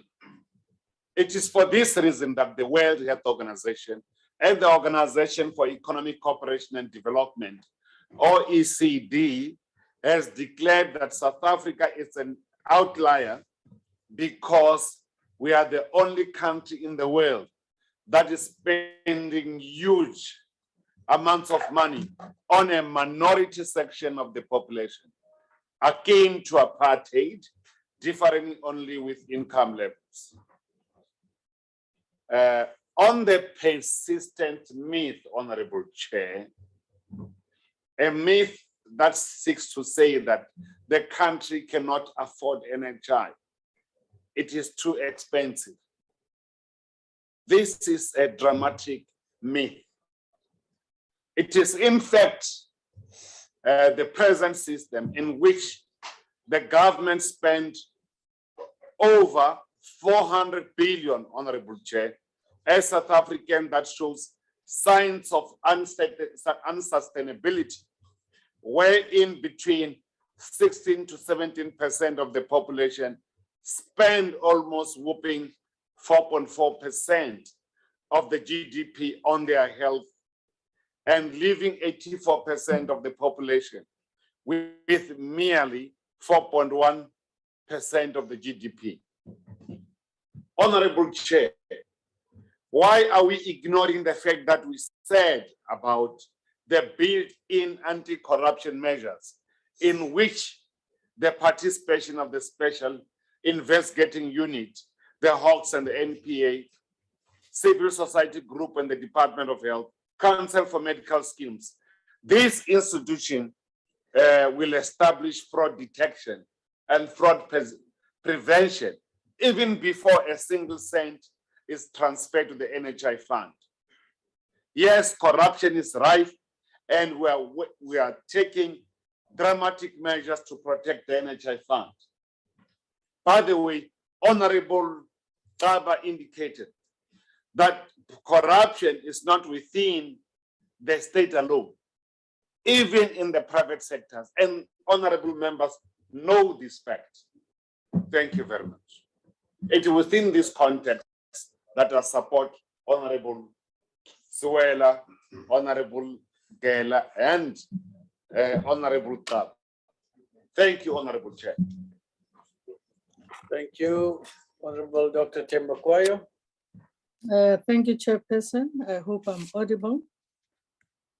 Thank you, Chairperson. Pertaining to section clause 49, and then I can hear my echo. I can hear my echo, but let me continue.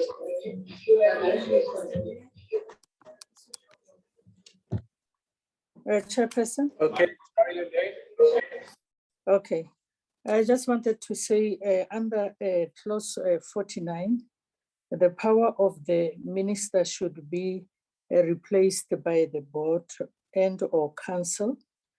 And to further say that there is no clear specifications on the whole chapter on financial matters with specific reference to the general tax collections, which can only be levied through a money bill under section 77 of the Constitution. And to further say that the remuneration of orthotics and prosthetics, which has been a problem, will suffer greatly, including the coverage of services.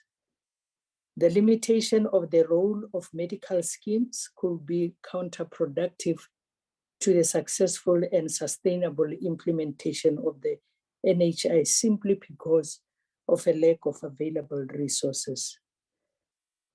Clause 49 in brackets 2 should be dealt with in a dedicated financial plan with a clear guidelines. As a result, the economic freedom fighters does not support clause 49. And Chairperson, I won't be able to continue with the discussions. I told you the reasons. I'll be sitting for the examinations in 10 minutes to come, but our point is that whether you do a clause 50 or 100 or any other clause, the economic freedom fighters, as they have stated before, to say the NHI bill in its present form cannot be supported. Thank you, Chair.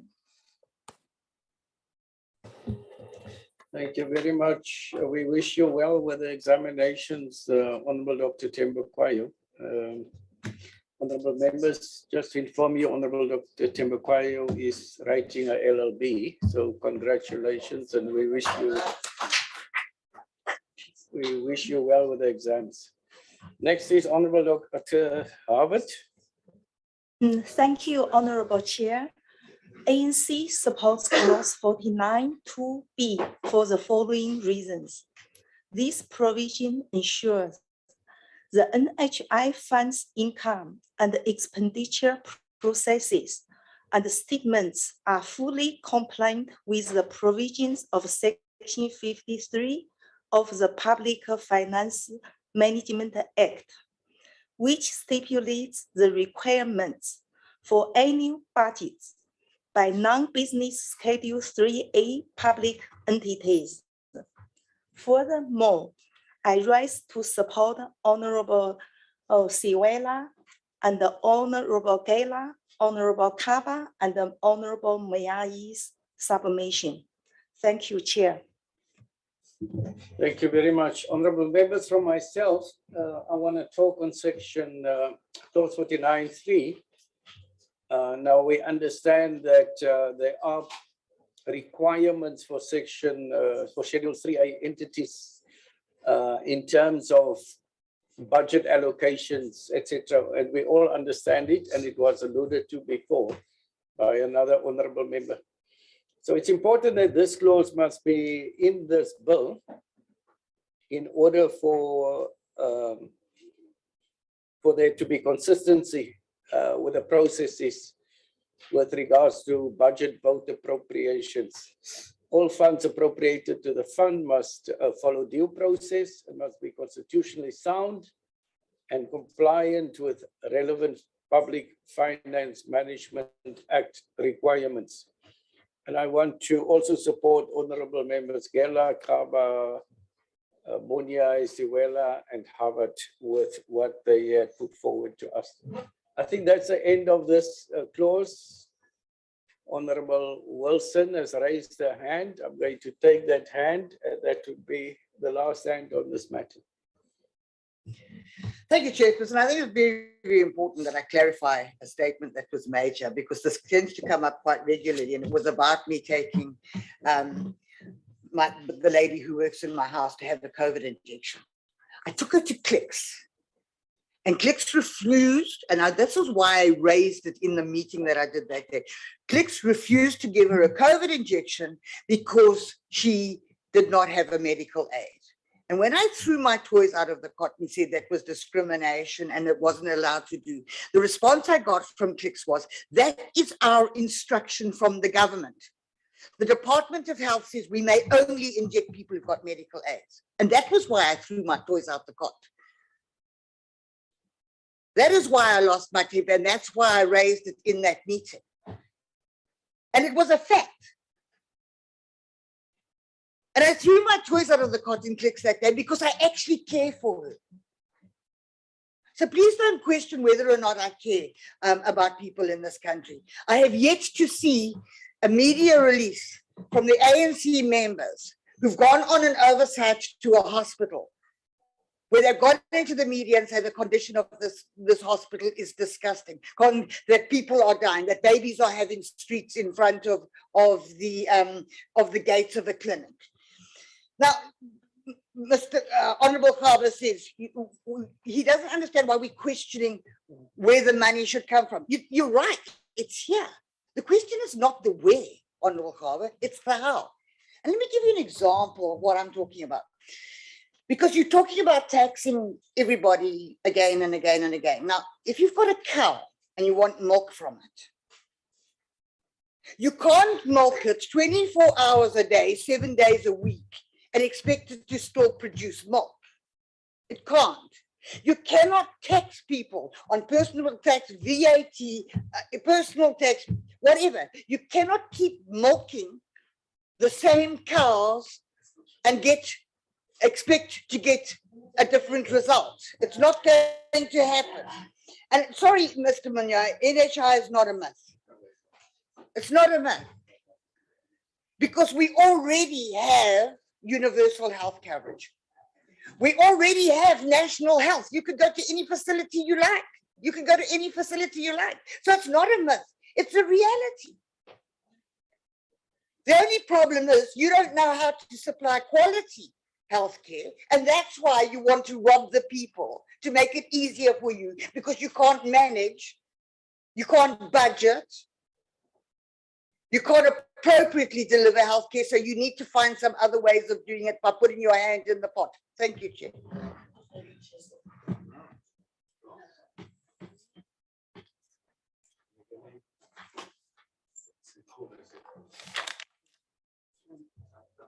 Honorable Wilson, I am not sure who you were speaking to, putting their hands in the pot. I think that is a bit. I think Let me rephrase that. I finish, yes. Let me rephrase that. Thank You you. can't achieve that by taking somebody money from people all the time in order to make that work. That was what I was trying to say. You can't keep milking the same cow and expecting it to work. Thank you. But Honorable Wilson, I think we need to address this matter. I am sitting in front of you personally as a member of the ANC, having not put my hand into any pot, not having milked any cow, but that which I work for.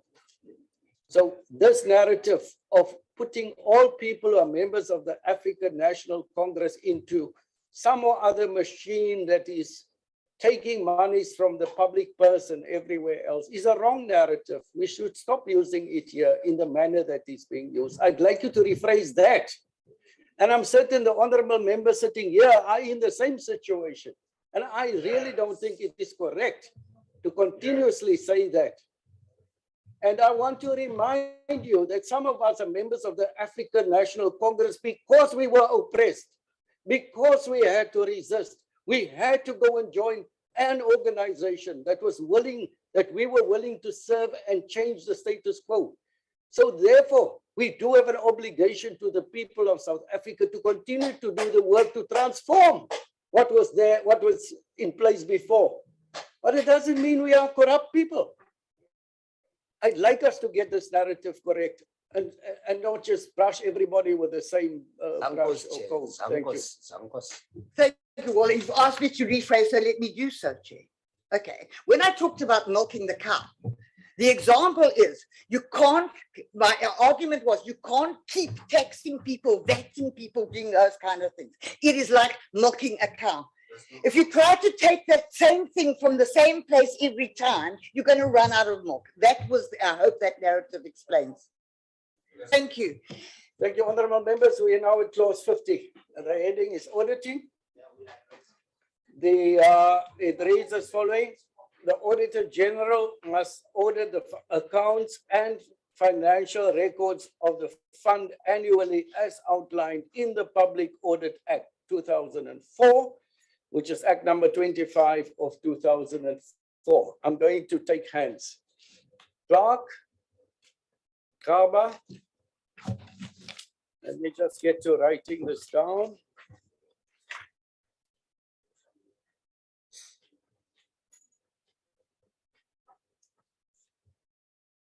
Munyai,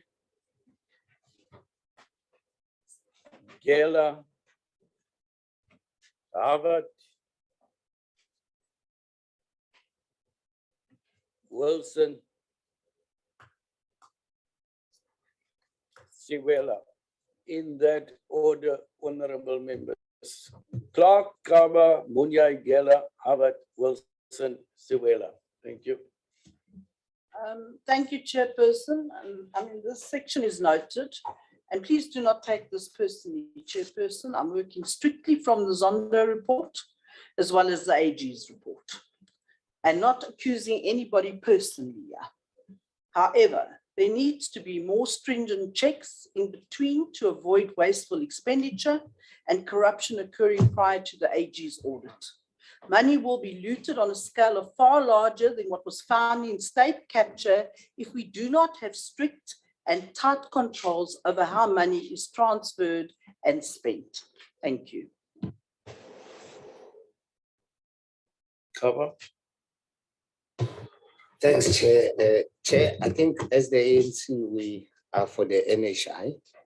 And Chair, just to mention one matter, that there is no morality to the statement that there is no money to fund NHI.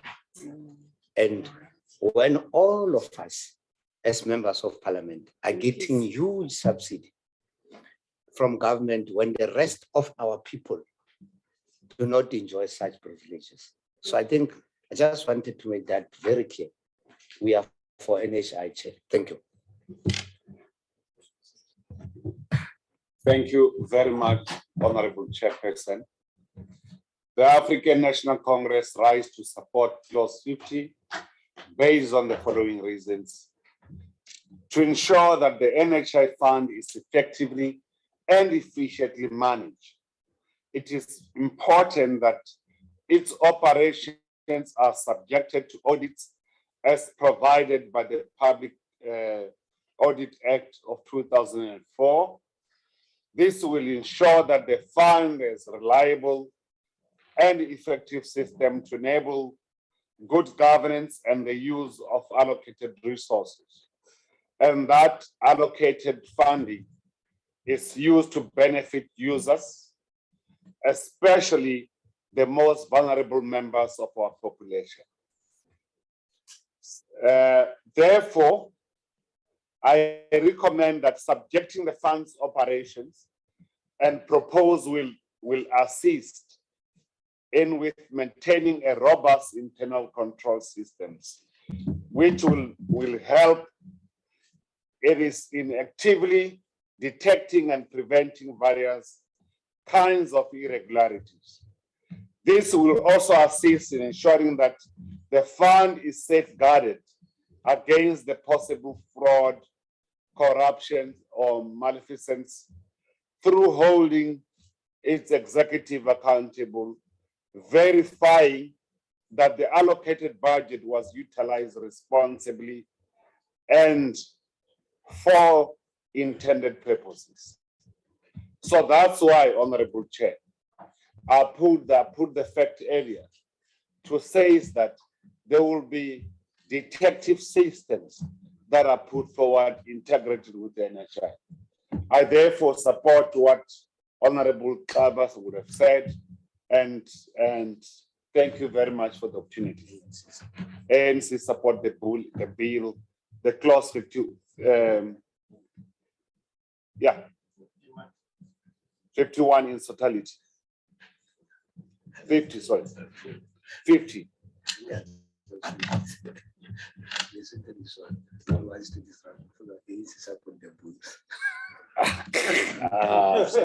No. Honorable Chair. Can we call Honorable Van Staden to order, please? No. He used the unparliamentary language. The bill, not what you're trying to say. Okay, thank you, Chair. Thank you, Honorable Albert.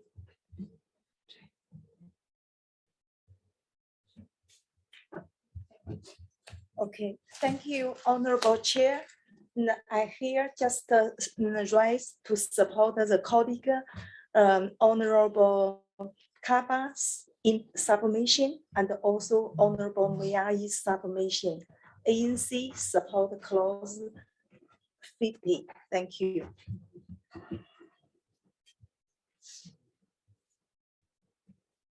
Give us a little moment, honorable members.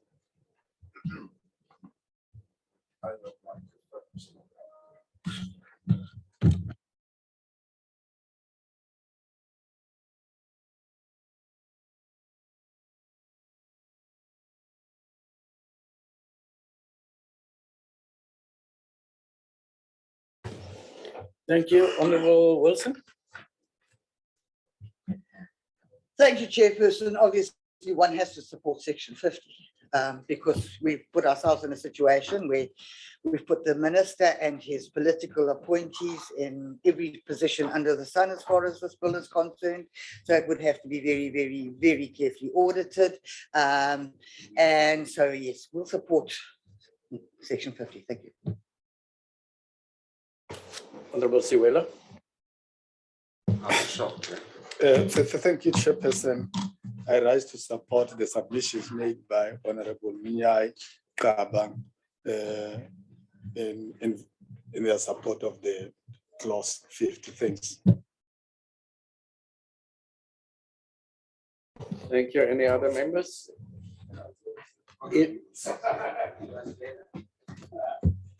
Honorable members, I rise to support this clause 50. And to support what Honorable Munyai has said.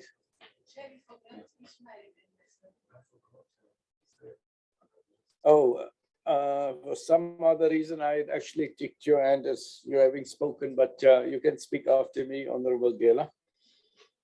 So, yes, I'm actually done. I am supporting this clause. Honorable Gela. Thank you very much, Chair. I rise to support clause 50, Honorable Suela, Honorable Munyai, Honorable Kaba, and Honorable Harvard. And I'm happy that finally Honorable Wilson see the light, see the vision. It's supported because it's a constitutional requirement. No other reason, it's a constitutional requirement. Honorable Chair, let me raise this. I'm happy when you are raising the issue of the Constitution because, Chair, people are talking about the bill being unconstitutional and all that. Can they please tell us what section 27 of the same constitution they are? Bill, please. What does it says? And it is section being complied with. Some people must be careful when they get selective about the constitution. The main issue about the constitution is that it gives the responsibility of providing healthcare and all other services on the shoulders of government. And there is government trying to do just that. And what is the opposition is saying? They say a government must not do that. It must not carry out its constitutional obligation. So there were issues that were raised, hence I'm referring to the constitution. But as I said, I'm happy that finally Honorable Wilson is seeing the light that we are within the line and also the constitution to make sure that people of South Africa, we as government provide the healthcare services that are relevant to them and which they are entitled to get health services in the country. Thank you. Thank you. Thank you, honorable members. We are at the point where I will read the next clause. We would surely not be able to complete clause 51 today. We would also not want to stop early here than the time allocated because we also started late. We are mindful that we're having the medium-term budget policy statement this afternoon, and we also have to move to the City Hall, yes, it's called the City Hall for this afternoon sitting. I am proposing that I will read the clause. We will have a short deliberation up to the time allocated to us. Next week, when we restart, I will read the clause again, and we can continue from there onwards. So I'm going to take then a few hands after I read the clause, and then we just repeat this next week when we start again in order for us to save some time. So clause 51, its heading is annual report. It reads as follows. As the accounting authority of the fund, the board must submit to the minister and parliament a report on the activities of the fund during a financial year as determined by the Public Finance Management Act. Subject to the provisions of the Public Finance Management Act, the report must include the audited financial statements of the fund, a report of activities undertaken in terms of its functions set out in this act, a statement of the progress achieved during the preceding financial year towards realization of the purpose of this act, and any other information that the minister by notice in the Gazette determines. In addition to the matters which must be included in the annual report and financial statements as determined by Section 55 of the Public Finance Management Act, the annual report must be prepared in accordance with generally accepted accounting practice and contain a statement showing the total number of users who received healthcare benefits in terms of this act, the total monetary value of healthcare benefits provided in respect of each category of benefits and level of care as determined by the minister, all loans, overdrafts, advances, and financial commitments of the fund, the particulars of all donations and bequests received by the fund, an actuarial valuation report, particulars of the use of all immovable and movable property acquired by the fund, any amount written off by the fund, and any other matter determined by the minister.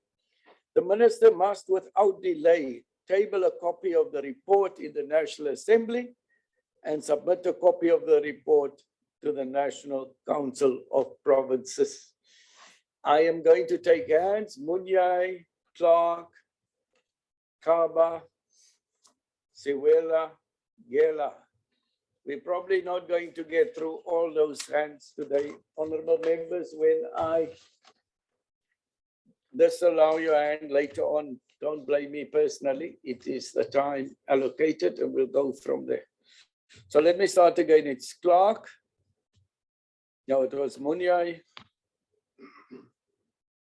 Clark, Kaba,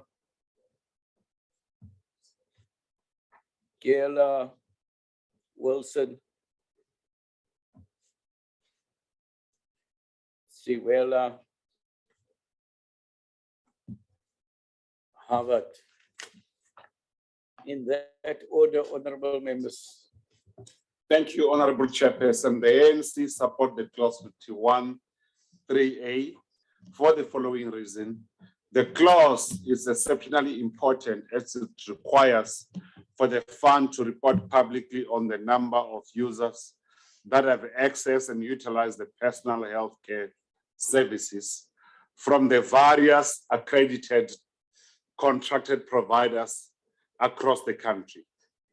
Reporting on this type of information users that the public is kept abreast of the progress that the fund is achieving towards a realization of the various objectives in the Act.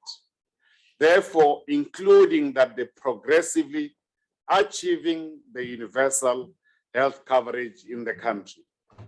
Honorable Chair, I also rise to support the clause 51, subsection 4 and A and B. For the following reasons, the fund through the Minister of Health must table the annual report on the Assembly and NCOP as stipulated protocols and requirements. The provision will ensure that the Parliament and its structures evaluates the fund's implementations of the Act and its obligations, monitoring of the fund expenditure, and ensuring that its effective management. It will also make the fund more accountable and transparent for its operation and increase public trust. Thank you, Honorable Chair.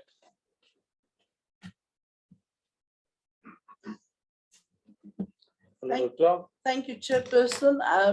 This clause is noted and also aligns very much with Section 50 and the comments from Section 50. But one pointer that needs to be raised is the minister should be accounting and tabling reports more than once per annum, and this should be accountable to Parliament and served to Parliament, for such a large scale fiscal responsibility. And the minister should have to account to Parliament in terms of this bill throughout the year. Thank you, Chairperson. Thank you, Honorable Kaba.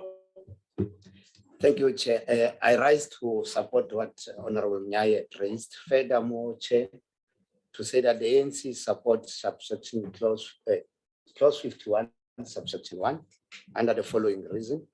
This clause addresses many of the counter arguments that have been submitted by various stakeholders with regards to whom the fund will be accountable to. The provision supports the requirement that the fund remains accountable to the Minister of Health as the executive authority responsible of health. Additionally, Chair, it provides for Parliament to still continue exercising oversight on the functions and activities of the fund through the reporting processes. Similar to requirements in place of other health sector entities, such as NHIS, Council for Medical Schemes, OHSC, and the Medical Research Council. Furthermore, Chair, I also rise to continue to say the ANC support clause 51(3), subsection C, for the following reasons.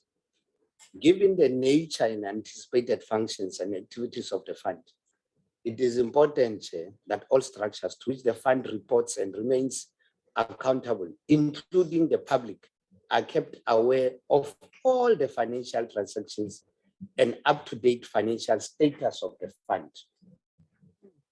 This will ensure that all relevant parties are aware of the fund's financial health, including its sustainability and ability to meet its commitments with regards to loans, overdrafts, advances, and other financial commitments. The fund annual report must provide clearly articulated financial information, Chair, to ensure continuous transparency with regards to its operation and its financial status. Chair, lastly, also to safely mention that on subsection clause 51, subsection 3, on H, 51.3, subsection H, we support this clause also, Chair, for the following reasons: that this provisions provides flexibility for the Minister of Health as the executive authority responsible for health to issue relevant regulations and determinations on matters pertaining to the fund annual reporting requirements as may be deemed necessary and fit from time to time. I submit, Chair. Thank you. Honorable Gela. Thank you very much, Chairperson. I rise to support Honorable Munyai, Honorable Kaba, on their submissions. Chair, on 5.1, I want to make my submission. Or 51, yes. African National Congress supports clause 51.2C for the following reason. A core purpose of the NHI bill is, I quote, ensuring the sustainability of funding for healthcare services within the Republic, close quote.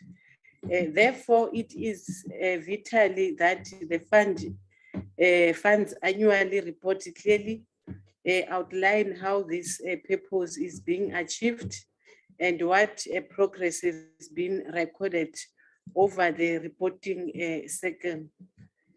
The other submission, Chair, that I want to make in the same clause, clause 51.3 G, is that the African National Congress supported this clause for the following reasons. Because the fund must remain accountable to all its financial transactions, including the funds that it decides to write off for any reasons, irrespective of the sum. This must be done and reported according to the standard accounting practice. That will be my submission, Chair. Thank you.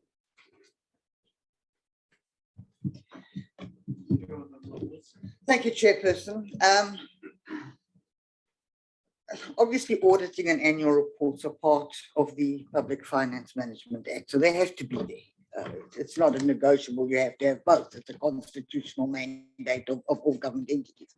However, there's some things in here that raise concern. I'll go to 51.2C, a statement of progress achieved during the preceding financial year towards realization for the purpose of this act. That'll be interesting on the first year because we've got nothing to compare it to. So it further states later down that a total monetary value of healthcare benefits provided in respect of each category of benefits and level of care is determined by the minister. So we need to know in advance. So if, and I say if the NHI is passed and we begin the process, we need to have KPIs from day one. In other words, the bill is now passed. It's passed the constitutional muster wherever it is, how many years down the line, 5, 6 years from now. We need to know from day one, what are the key performance areas? What are the indicators? Because you can't assess something if you don't know what its starting point was. So that's going to be very, very critical. And this concerns me a lot because right now it is the accumulation of medical data of patients, what they were treated for, what they were given, whether they fell into the NHI or whether they didn't. And you're sitting in a situation where you've got hospitals and clinics with no IT systems, no Wi-Fi systems, no paper trails, stuff stored in toilets and bathrooms of hospitals and clinics. So that for me is already going to be very, very problematic in getting a real situation of what is actually being done. I have a very big concern with 3C, all loans, overdrafts, advances, and financial commitments of the funds. Now, my colleagues across the bench said, no, we wasn't worried because this bill already tells us where the money's coming from. It's going to be from general tax and social this and that and payroll tax and surcharge on income tax and the whole bank too. They reckon that's fine. We will get the money. Well, if we're going to get the money, then I certainly hope we're not going to see loans, overdrafts, advances, and financial commitments that are unauthorized. Because we are not going to entertain bailouts later. And this is, and the Honourable van Staden raised this earlier. We don't want to, this cannot become another SOE. And with these kind of comments, then very clearly it is. And we cannot find ourselves in a situation where we proceed with a bill that is not financially sustainable. And the Treasury ultimately has to bail us out, or we have to take loans that we cannot repay and overdrafts.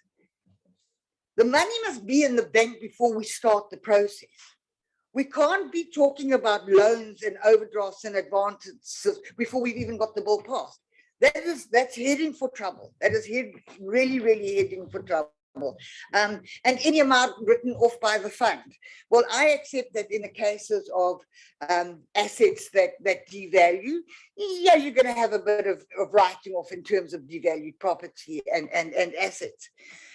So any amount written off by the fund needs to be very, very clear and what is categorized as viable to write off, because we can't just have the minister, because we must remember this whole bill is the minister's baby and he manages it from A to Z. We can't just have the minister saying we're going to write off these funds.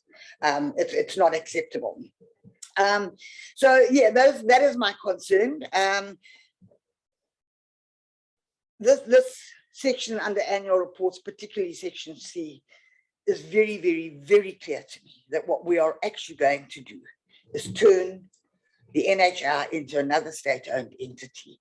And they're already planning loans, overdrafts, advances, and all sorts of things. We should not even be considering that at this point. Thank you, Chairperson.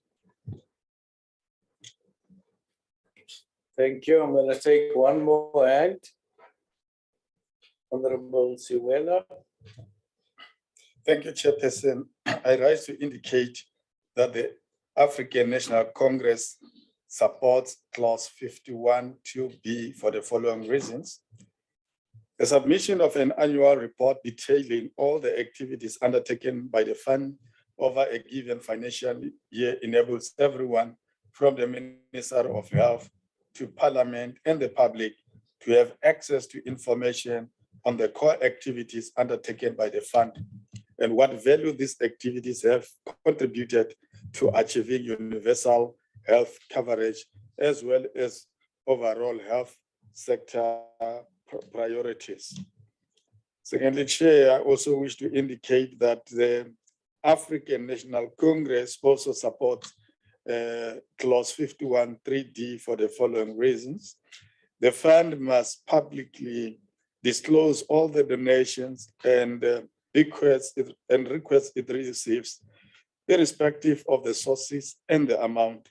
This will ensure that all such funds are properly accounted for in terms of the quantum and the purpose for which they have been utilized in meeting its functions and responsibilities. Furthermore, clause 51(3)(d) also ensures that the adequate declaration protocols are in place to protect the fund against any possible corruption and or malfeasance. As I conclude, Chair, I support the submission made by Honorable Munyai, Kaba, and Honorable Gela. So I submit, Chair. Thank you. Thank you, Honorable Albert. Okay. Thank you, Honorable Chair. ANC supports clause 51(2)(a) for the following reason. It is important the fund's financial statements are regularly audited according to standards and norms stipulated by the Auditor General. This will ensure the accuracy and the reliability of the financial information that is submitted by the fund to both the Minister and the Parliament. Furthermore, ANC supports clause 51(3)(b) for the following reason.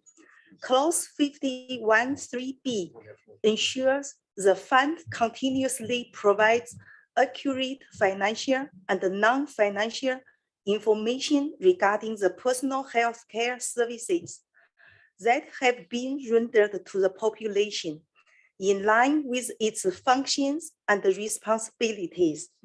Furthermore, ANC supported clause 51(3)(f) for the following reasons.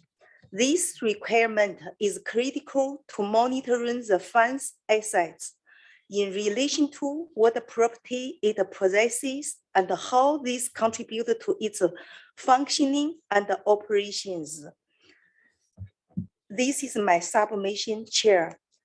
Lastly, I rise to support the submission from Honorable Muyai, Honorable Kaba, Honorable Gela, and Honorable Siwela. Thank you, Chair.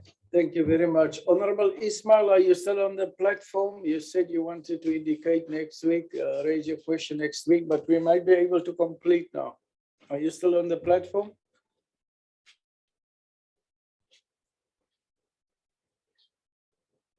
Honorable Ismail? Sorry. She's on the platform. Honorable Ismail, can you indicate whether you can raise your questions now or your points?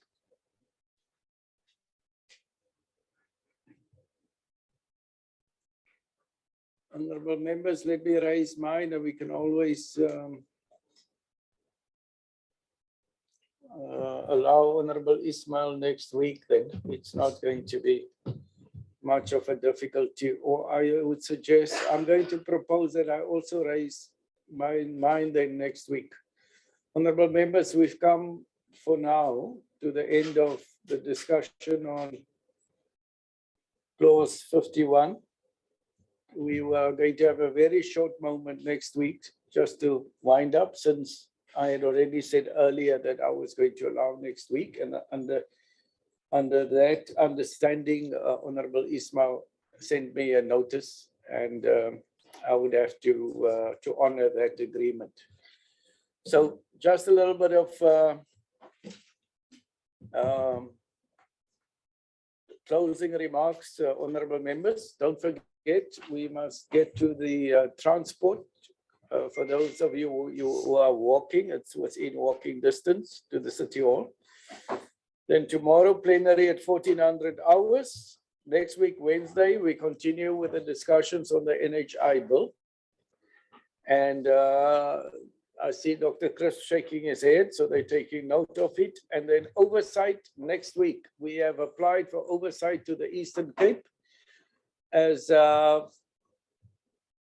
and we've indicated we want 2 members to leave on the Friday, which is the 4th, because we have the questions to the president on the 3rd, and then return on the morning of the 6th. So I'm sure it would be approved. Thank you, honorable members. Our meeting is adjourned.